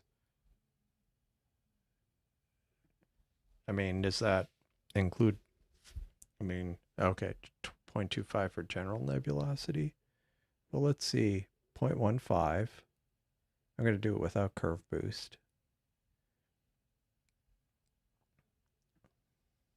I'll do point. This is really fast. See, the one thing I feel like there's too much, like the background's too, oh, was that, did I do beyond point? Yeah, I went beyond 0.25. I feel like I like it a little, like maybe having the background a little darker. But let's see with curves if I do 0.2. Yeah, no, and that's the thing where I'm trying to,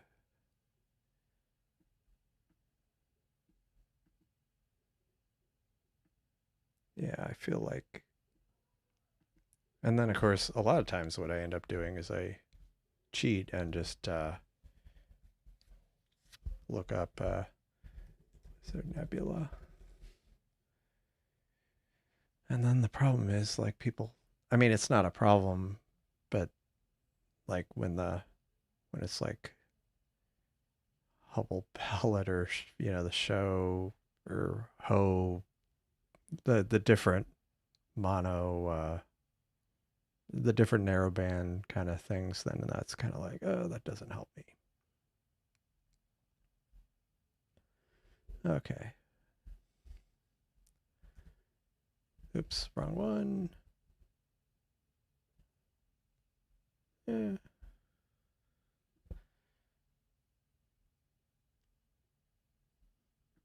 Not that I'm like, I'm just kind of getting a rough idea of what, let's see some other people, what they've done.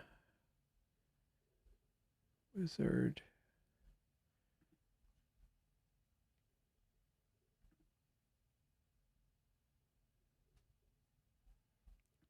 Yeah. Yeah. I mean, and the problem is like, or not the problem, the problem is if that's not the look I'm going for, it's when I search for a target and then like that's a bunch of the default, you know, image results. It's kind of, I have to pick through them to find the kind I'm wanting, or the look I'm looking for. Right. And the photo processes with curve adjustment. Yeah. But I'm just trying to find, I mean, I feel like a lot of these have a lot of, so I feel like I should, where did it go? Okay. I almost feel like this level is good because if I go to like even 0.2, like I want the background to be a bit darker personally. So I almost kind of like that, but eh.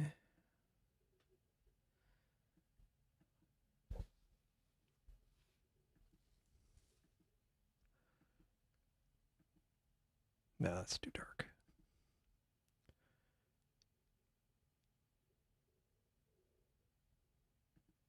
I don't know. I'm always conflicted with some of that. I can end up going back and forth for like a lot, a lot on, you know, do you like this or this? Do I like this or this? can you see better with this? Oh wait, no. Yeah, I'm almost kind of leaning towards this one right here. It's not terrible. And what I really want to do, if they fix that issue with, or if that bug gets fixed with the dev version, I really want to rerun some of these with the new drizzle to really try to get even more detail. Yeah, exactly. Yeah, you can always lighten the background. I mean, there's all this noise here.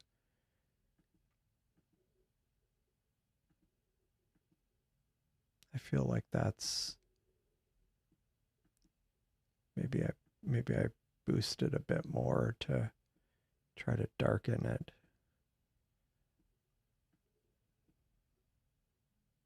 Yeah. Yeah. Yeah. Yeah. A lot of that. I mean, that's what I was figuring, but I'm just trying to figure out what level of background darkness I want.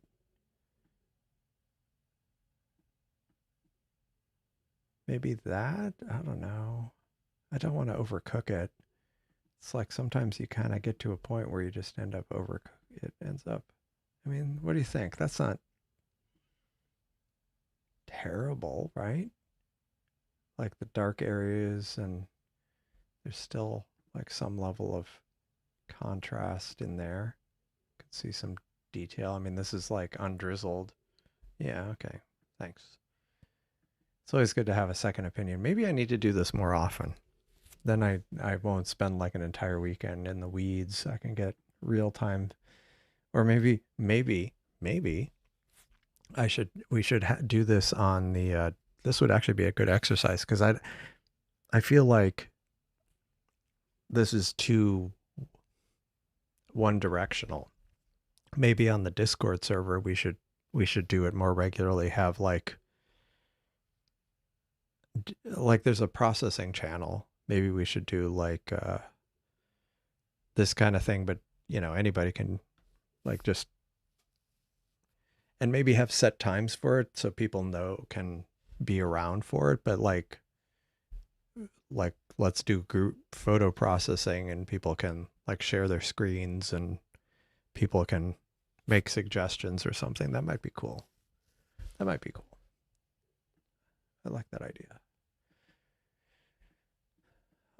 Yeah, so let me go with this. I'll stick with this. So, oh, this was where I saw it. It was the star stretch here. So let me just save this. And of course it's like, where on the Macintosh hard drive? What? No, not quite. Some of these tools, like, I mean, it's easier said than done, but writing good cross-platform software can be challenging, but it is kind of comical how some of it ends up, like the fact that I ran this and it ends up, and it knows where I loaded the file, but by default it wants to save it to the root of my Mac's hard drive. So let me go look at, let me find where, kind of navigate back down to the directory, save, there, and this is the starless GRNR D green, and I'll call it SETI stretch dot fit, and we'll save that. Save the bit depth. I'll do 32-bit floating point. Why not? Yeah, that's true. I need to do that. There's one Discord server I was on where well, no, I've been in different, yeah, I need to do that. And yeah, it's become a lot easier with Python to do cross-platform. Hello, Hein. How's it going? Whoa.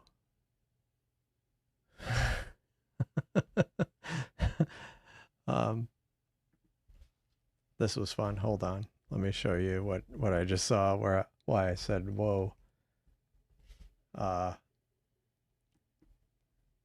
The my YouTube just crashed. My YouTube browser session just crashed. So let's try to bring this back. Okay, I'm back. Yeah, yeah, yeah. It's true. Yeah, yeah. The Pascal one gets me. The that Graxpert's in. I mean Graxpert in Python. That's fine. Uh, but yeah, Pascal. That's definitely interesting. Let me. Okay, cool. So now that I've got this saved, what do we want to do now with it? Now, so it's been noise reduced. It's been stretched. Now, what does this do? Oh, okay, narrowband. Nope. Select star only image. Star stretch.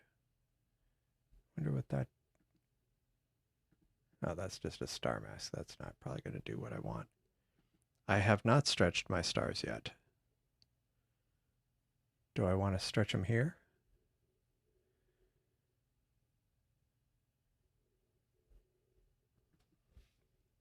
Yeah, I'll do that. I'll try it.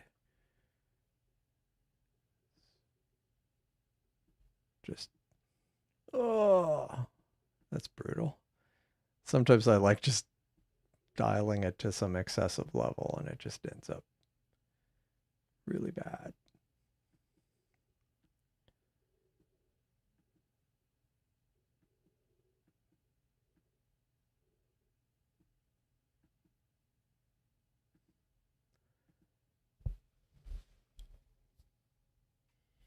Just trying to figure out how much stars I want on the image. Yeah, that was weird. Very weird. It was color boost.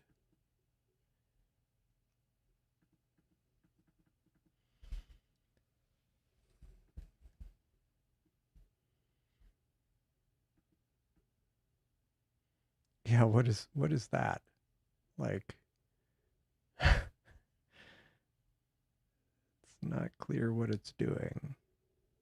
Yeah, I'll just leave that.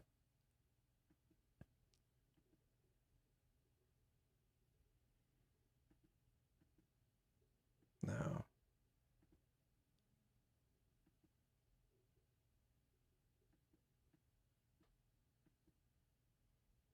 Yeah, I'm not going to overdo it. A little bit of stars, but we'll save this.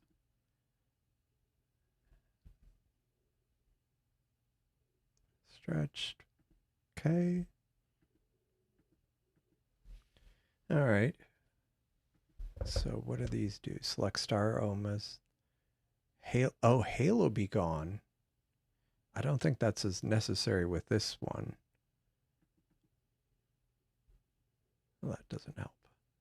But yeah, linear data. Yeah, that I need to play around with that. Especially for it would be interesting to try that on some things. Yeah. Yeah, that was exactly the target I was about to say. That one specifically, because it's got, yes, and the horse head, or really anything in Orion. But yeah, like, what is it? Where do I have it? Too many things open here. Yeah, like,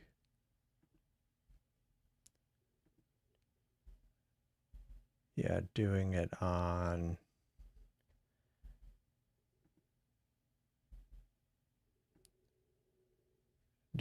this one would definitely be interesting to see how it does it, how it works.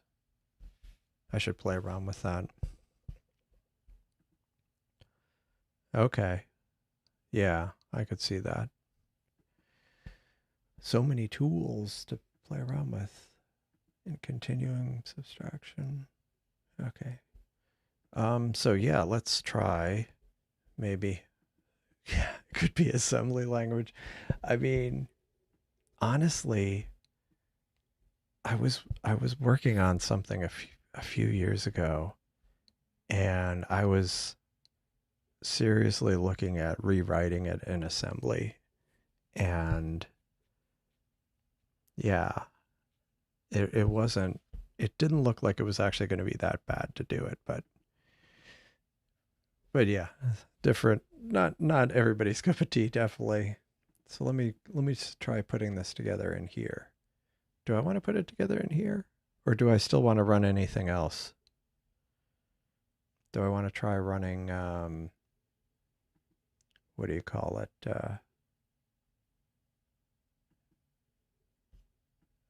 Do I want to try any cosmic clarity stuff? Or I'll just go with this for now. Okay, so, well, we'll see. This is an experiment, which I actually kind of like this. This has been good. So let's go. Yeah, works mostly in assembly. Run cosmic clarity after remerge. So let's find the background.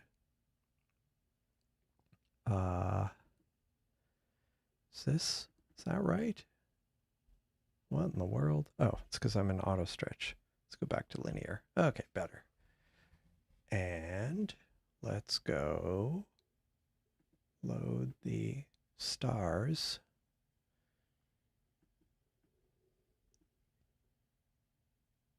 Sorry, I'm trying to. The downside of my naming conventions is I have a bunch of files. What? What did I do?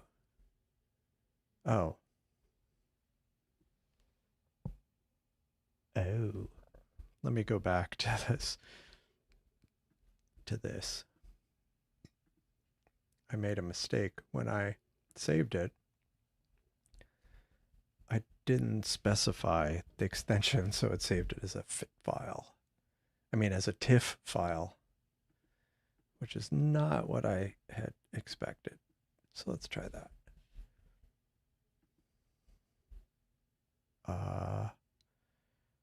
Star mask. Let's try this. Ah, yeah, it's not too bad. Definitely still has that noise.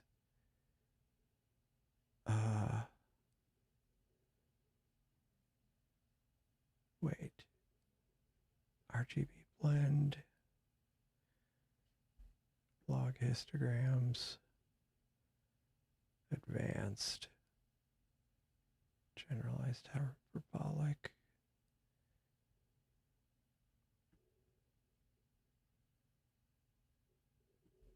Wait a second. That's not what I meant to do. Why did it do that?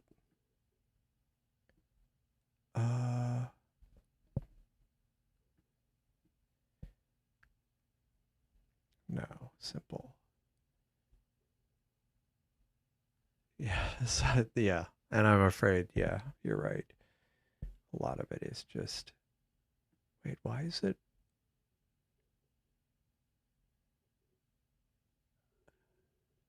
Let me close this out. This dialogue's acting wonky.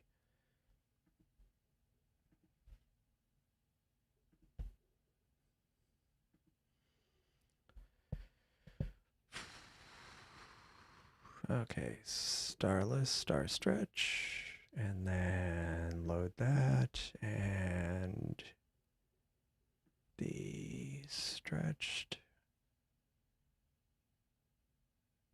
Okay.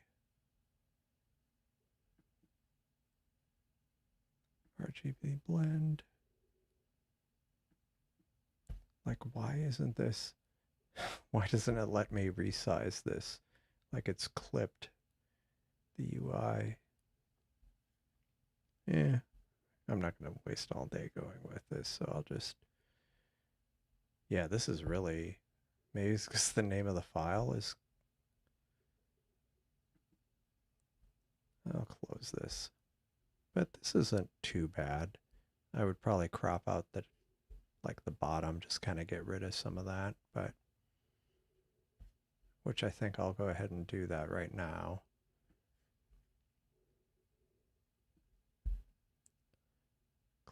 Crop and save. Star recomp. Star recomp.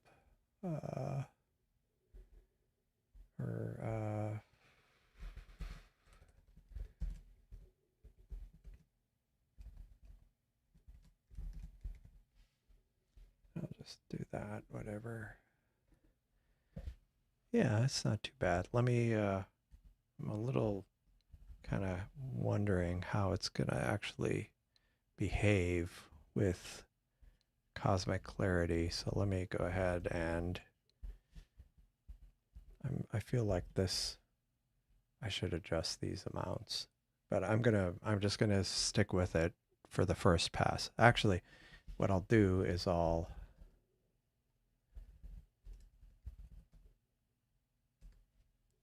let's see,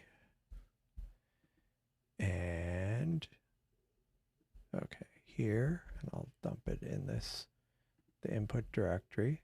And I said put it in the input directory, so of course it put it in the top level directory. Okay. Now one thing I've noticed is this eventually pops up a dialog, but it's, again, it seems to take an inordinate amount of time. Yeah. Yeah. Yeah, sometimes it maybe because they were already stretched, maybe because I stretched them in the other software.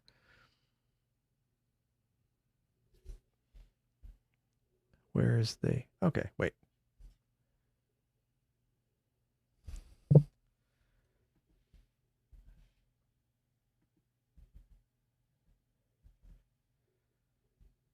It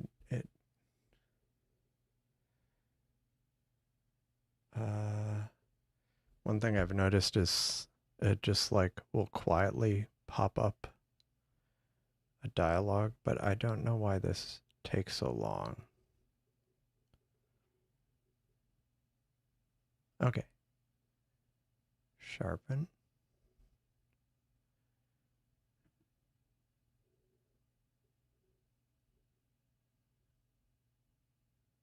Huh? Oh, here it is. Here's the dialogue. It popped up. Yeah. Yeah. See, usually I would do the stretching personally, or what I used to do is I would do all the stretching of the stars in the dialogue in Siril. I wouldn't stretch it beforehand. So that was a little different. Use GPU acceleration, yes. Please. Sharpening modes, both, sure. Do I want to sharpen RGB separately? So the default, so I did, that script has non-stellar strength is 2. This sets it to 3. Non-stellar sharpening amount, it sets to 0.9, which was also in the script, and non-stellar sharpening amount is 0.5, which is also. So the only difference is the non-stellar strength is more. So I'm just going to go ahead and try that, see what it does. It's just, do other people, does it, for SETI Astro, for cosmic clarity, does it take that long for other people for it to start up? Because that seems to be really a really long time on my computer. Like it takes a minute or two for it to just start up, which I don't get.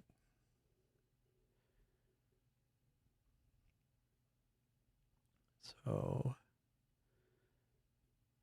all right. Okay. So let's see. That always looks terrible. So let me open it up in, let me, before I do anything, let me save this as a PNG. PNG, thanks. And let's open. And what did I just save this as? Which one is it? Oh, I keep forgetting because I have to copy it to this other directory. So let me put it in that directory. And it was this one. So open. What in the world? Let me save this. Sorry, I see something and I'm PNG, save it. Okay, so here was the initial result.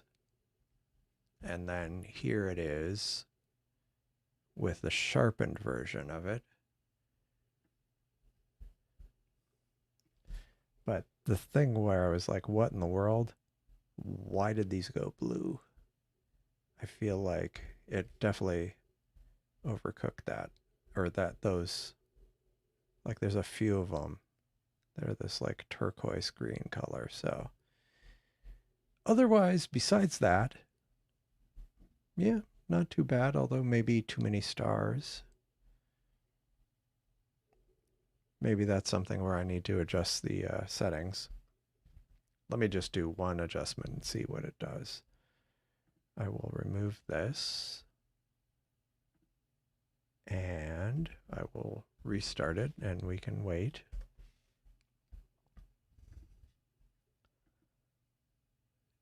Dehalo. Was that? Yeah, that's true.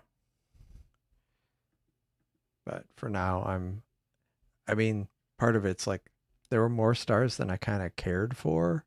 So maybe what I need to do is dial down the stellar sharpening a lot and just see what that does. But as a point of comparison, let me look. This was 1200 frames, 1281 frames. So decent amount of data. If I go to the raw data set I have, or if I look at the, let me see, what's the biggest, the single biggest one I had was 271 frames. Let me find one that's a little less. Okay, this one's good. 215 frames. So this is a stack that came out of the Seestar directly. So let me go load that in.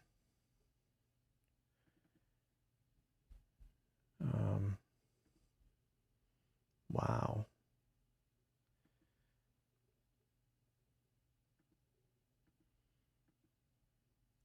So one is, since this is the dev version, one thing, let me play around with this.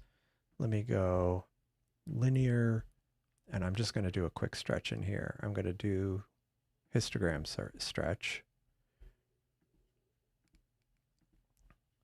And so that's fine.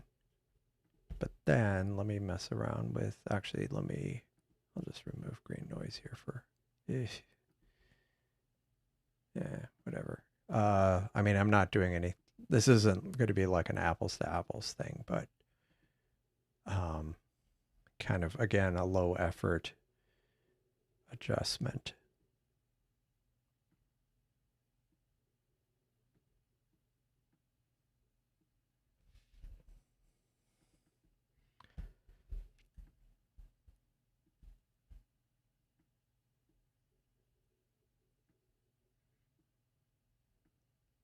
Now, granted, this one has a lot more data, like 4 times as much data, but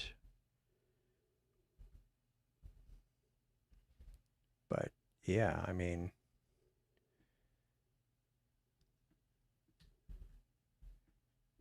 this is definitely starting to get into the territory of some of the better tools that, I mean, again, it's not like I spent a ton of effort on this. I'm not like, but yeah, no, I'm pretty happy with that. I mean, this is an unfair comparison, but I was just trying to see what I could do with this. Really, what I should do is I should run Astro Barbecue on it, but I'm not going to bother. So this finally started. Let me go find the dialogue wherever that ends up. See, it shows like a shell thing. When I click on that, then the dialogue appeared. So let's go.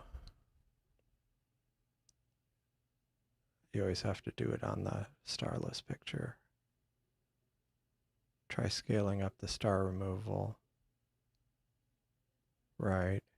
Well, since I already have this combined, I was going to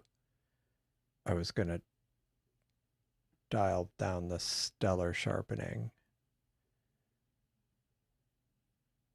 Really what I need to do is try to reprocess it to get rid of some of the stars / noise that ended up in the starless image. Curious what this does if I knock it down to like 20. Is that going to be too much? Why not? We'll try it. Yeah.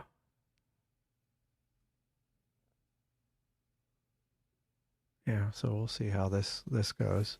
But it was still a good exercise with Cosmic Clarity and SETI Astro. I'm pretty happy with the results. Actually, I will do this. Hold on. Let me after this finishes, I'm going to just do a quick. Okay, cool. So, I now have this let me copy this to the directory. Nope. Stop. I'm going to call this I should have run it in non-both mode. I should have run it in just star only mode. I'll just say less stars. That's really hard to tell what that's going to look like because sometimes the fits previewer just ends up looking like garbage. Okay, let's go load this up. I'm going to do 2 things. I'm going to load this up and I'll save this out as a PNG like before. And what I'm going to do is I'm going to load up the default stack and do what do I want to do this? Let me look at this in Graxpert. Load.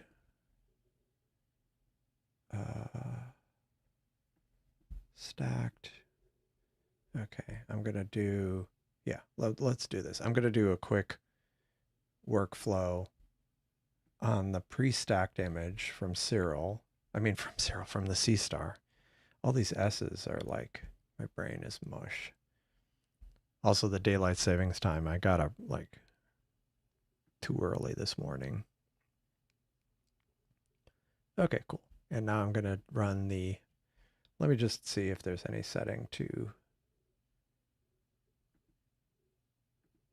if there's any, it claims enable acceleration. I don't believe it.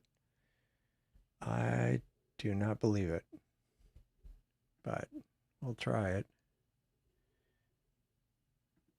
Okay. So what I'm going to do is kind of do my old or kind of my default recent low effort processing of, and even less effort because I didn't even stack it in Siril. I just took a stack or a pre-stacked image from the Seestar. I loaded it into Graxpert. I'm running the processing in Graxpert, and then I'm going to load it back into Siril and run Astro Barbecue. And that's it. And I want to just see. I mean, it's not going to, it only has a quarter as much data, so it's not going to be, it's definitely going to be not as good, but I'm just curious how it's going to land with the stars and some of the other kind of aspects of the photo. And really, this was just from a single night, so the other one was taken over quite a few nights.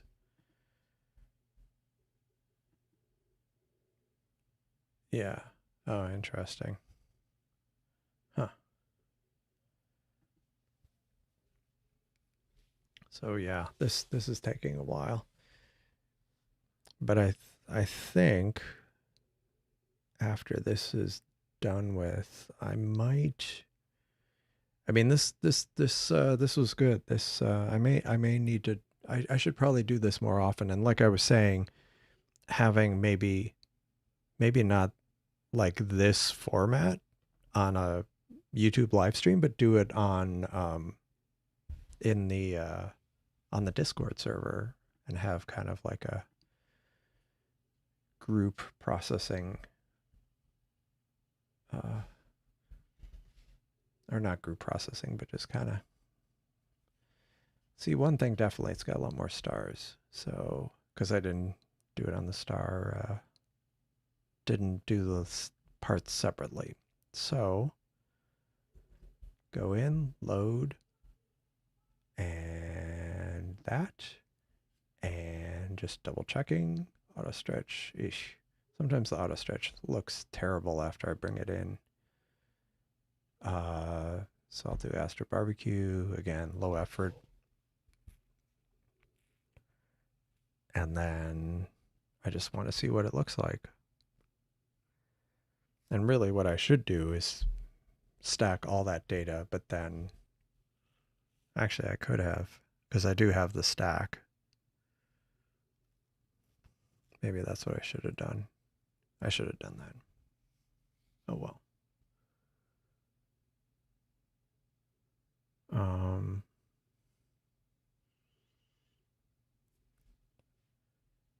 Running StarNet. And then, oof. Maybe I do want to do that. Let's try this again. Well, I'll save this just for the sake of having it. And this is with Astro Barbecue. I'm not even going to make a PNG out of it. And let's go back to, which one is the one that was really, nope. Which was the one that had a really,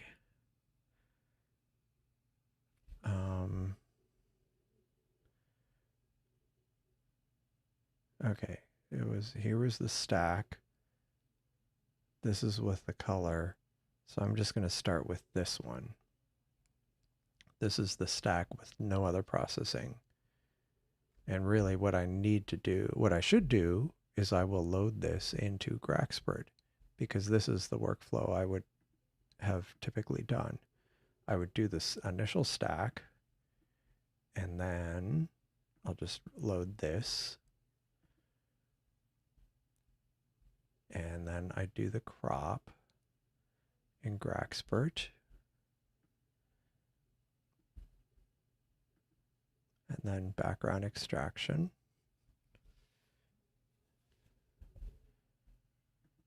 Yeah, that's true. That's true. That's a good idea. That's a good idea. I mean, I'd have to make it clear on the channel that if you participate, you're going to be going out onto YouTube.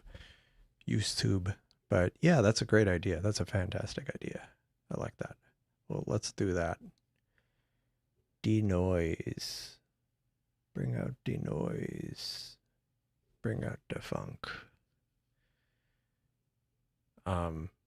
So yeah, this will be interesting because it'll start with the exact same stack, one path with just Graxpert and Astro Barbecue script, and then the other path, a couple of like steps in Siril doing the star separation and then processing both starless and star field images in SETI Astro, bringing it back together in Siril,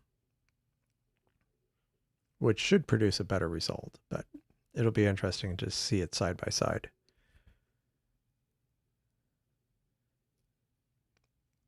And given it wouldn't have taken that much longer in SETI Astro if I'd used it more. That's not even true. I think it was just I was being indecisive. Let me have a sip of water. Always forget, and I always forget to include my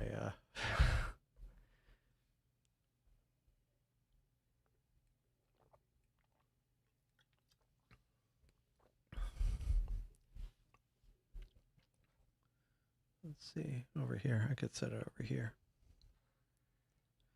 There we go. Oh, it already finished. What do you know? Let's save it. And let me move this so I don't knock it over. And I'll just run Astro Barbecue and then do a comparison, and maybe that's it. So load.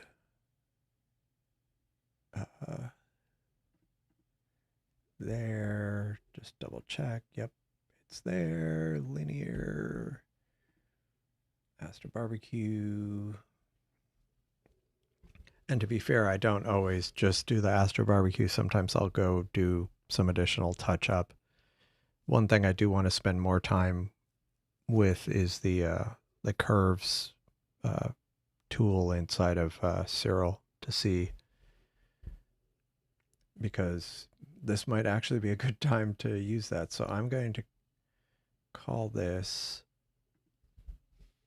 Astro Barbecue and save it and save the PNG. Save it as a PNG. And let's do a quick comparison. And okay. So here's the results we got from, this is from the, what do you call it? That, yeah, this is just the recomp without cosmic clarity sharpening. This is with cosmic clarity sharpening. Okay. And then, yeah, I need to get rid of the kind of ringing of this, or whatever, of the stars. Okay, and then here is that.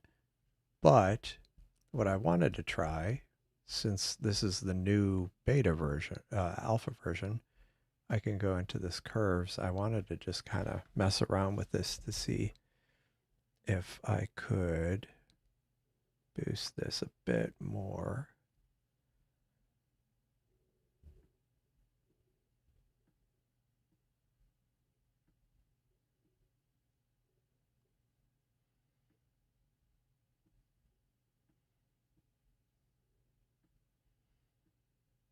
Ugh. It's like, let's see. Let's see what these others look like. Close that out. But even then, like, yeah, like it really brought out some stuff here. Now, again, to be fair, I've found sometimes Astro Barbecue scripts don't do well if there's a lot of noise or other stuff, and maybe there was just too many stars in there. I don't know.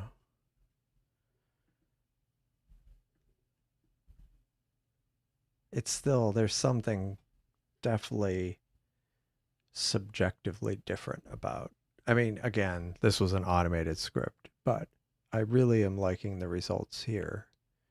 There's some quality there, and it's not just the stars, it's kind of like the colors.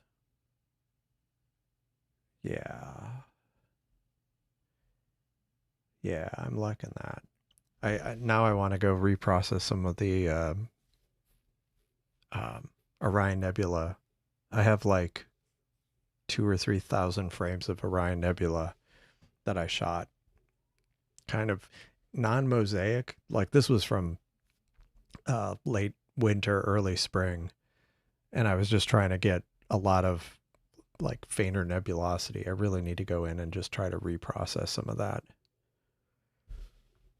because now I'm kind of curious what it would do. Because some of the stuff Siril was doing, I wasn't fully happy with, even when I would do it in GHS. Um, Maybe I just didn't mess around with it long enough, but I am liking what this did, what SETI Astro, what SETI Astro editing suite did with it. Yeah. Yeah. No, I mean, I think, and actually, wait, hold on a second. Which one is that? I just remembered I did a second one where I sharpened the stars less. Did I not? Did I get sidetracked and not process that one? Um, Sharpened less stars. Yeah, I did do that one. I did another one. This was a third one.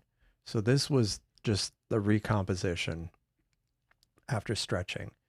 This one then was cosmic clarity run with whatever settings that was, and then I reran it with less emphasis on the stars. But if you look, like it might need some tuning, some adjustment, but like if you look at the dark nebulosity, it definitely, I mean, again, this is where I want to try reprocessing the data with drizzle and then running it through this pipeline, or restacking it with drizzle and then running it through this, because I'm really curious how it might be able to reconstruct some of this detail without looking too yeah. But yeah, that's kind of interesting. Oops. Let me zoom in a little bit more. Just trying to, again, this is where PixInsight, you can just kind of do images next to each other. Yeah, besides the kind of the color shifted or whatever, like that's fixable. But just focusing on the extra kind of detail, like even down here some, feel like it's kind of definitely accentuated some more of the, and this is pretty zoomed in to be fair. So,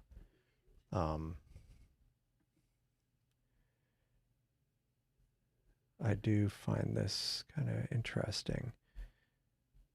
But yeah, so there you go.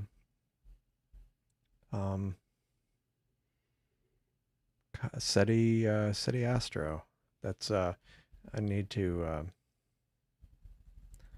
drop this. Yeah, this is what I was messing around with. Specifically cosmic clarity and what was it?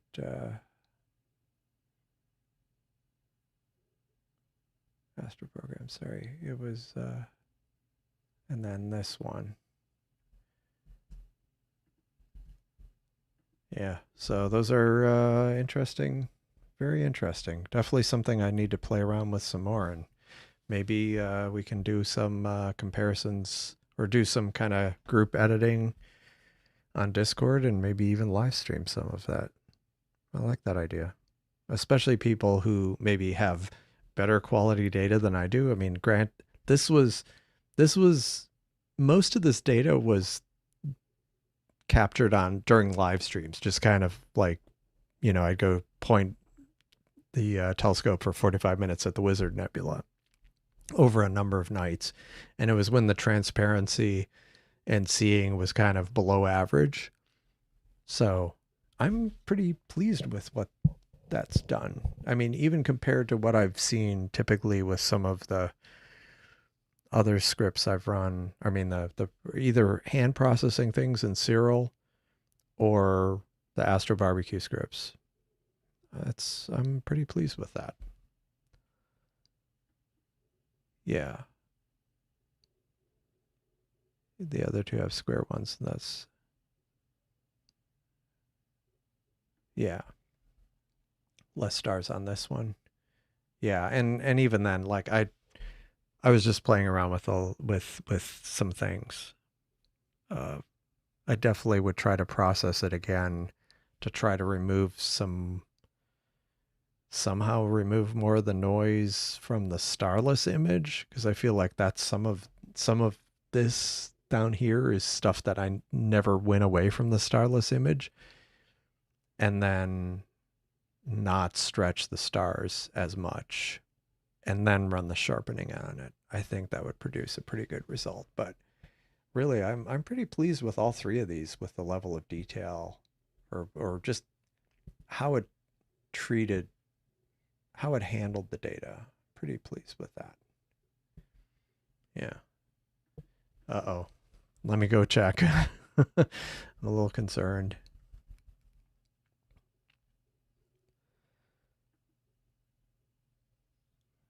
Oh boy. It's been very active. Well, that might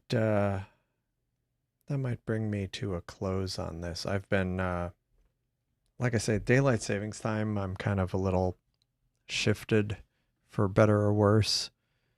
And like I've been yeah, I got up really early this morning, and so I'm kind of it's 10:30, but it feels like it definitely feels like 11:30 to me, which is around the time I usually start wrapping up live streams. But so that reminds me, one good thing is the next time I do have I'm just going to plug the Discord server one more time. That the next time I have a live observing stream, I definitely plan on starting earlier, because right now the sun sets here at 5:30 local time. So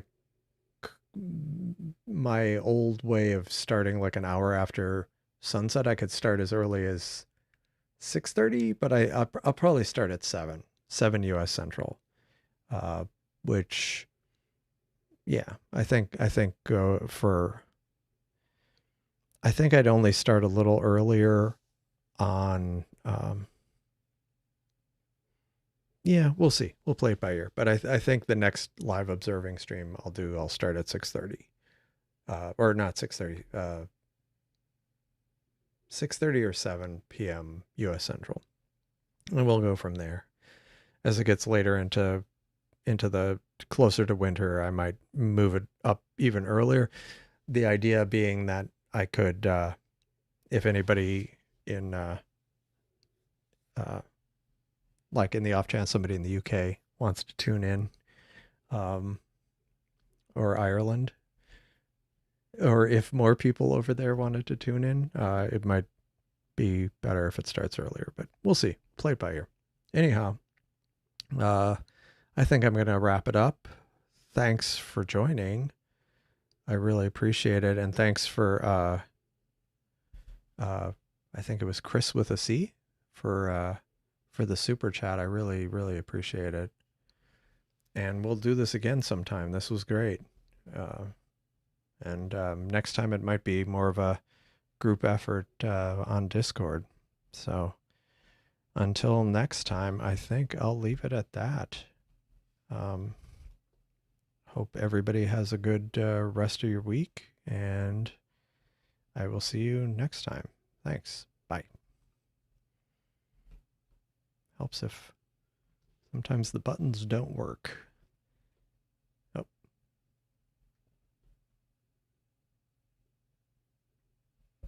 Hold on a second. That was funny.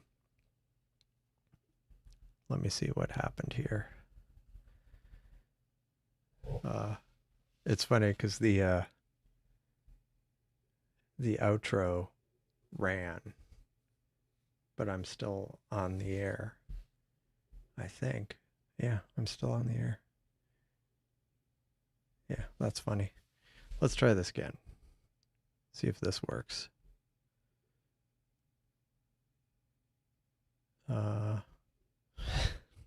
Nothing like having a little technical misfire. I might have to do this manually. The horror. Give me a sec here. And here we go. Yeah, so thanks for joining, and I will see you next time, and hopefully it works this time. Man.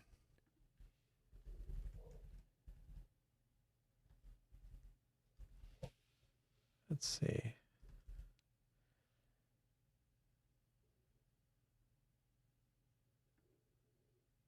No.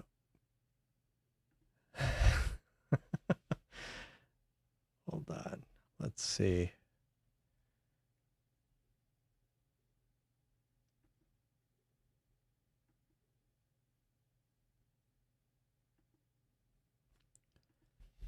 It's always something, you know.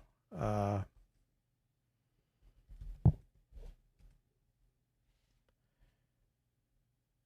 see.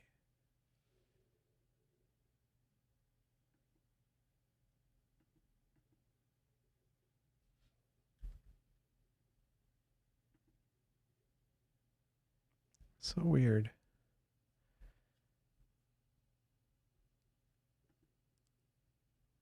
Okay. Okay. Well, see you in the next video. Bye.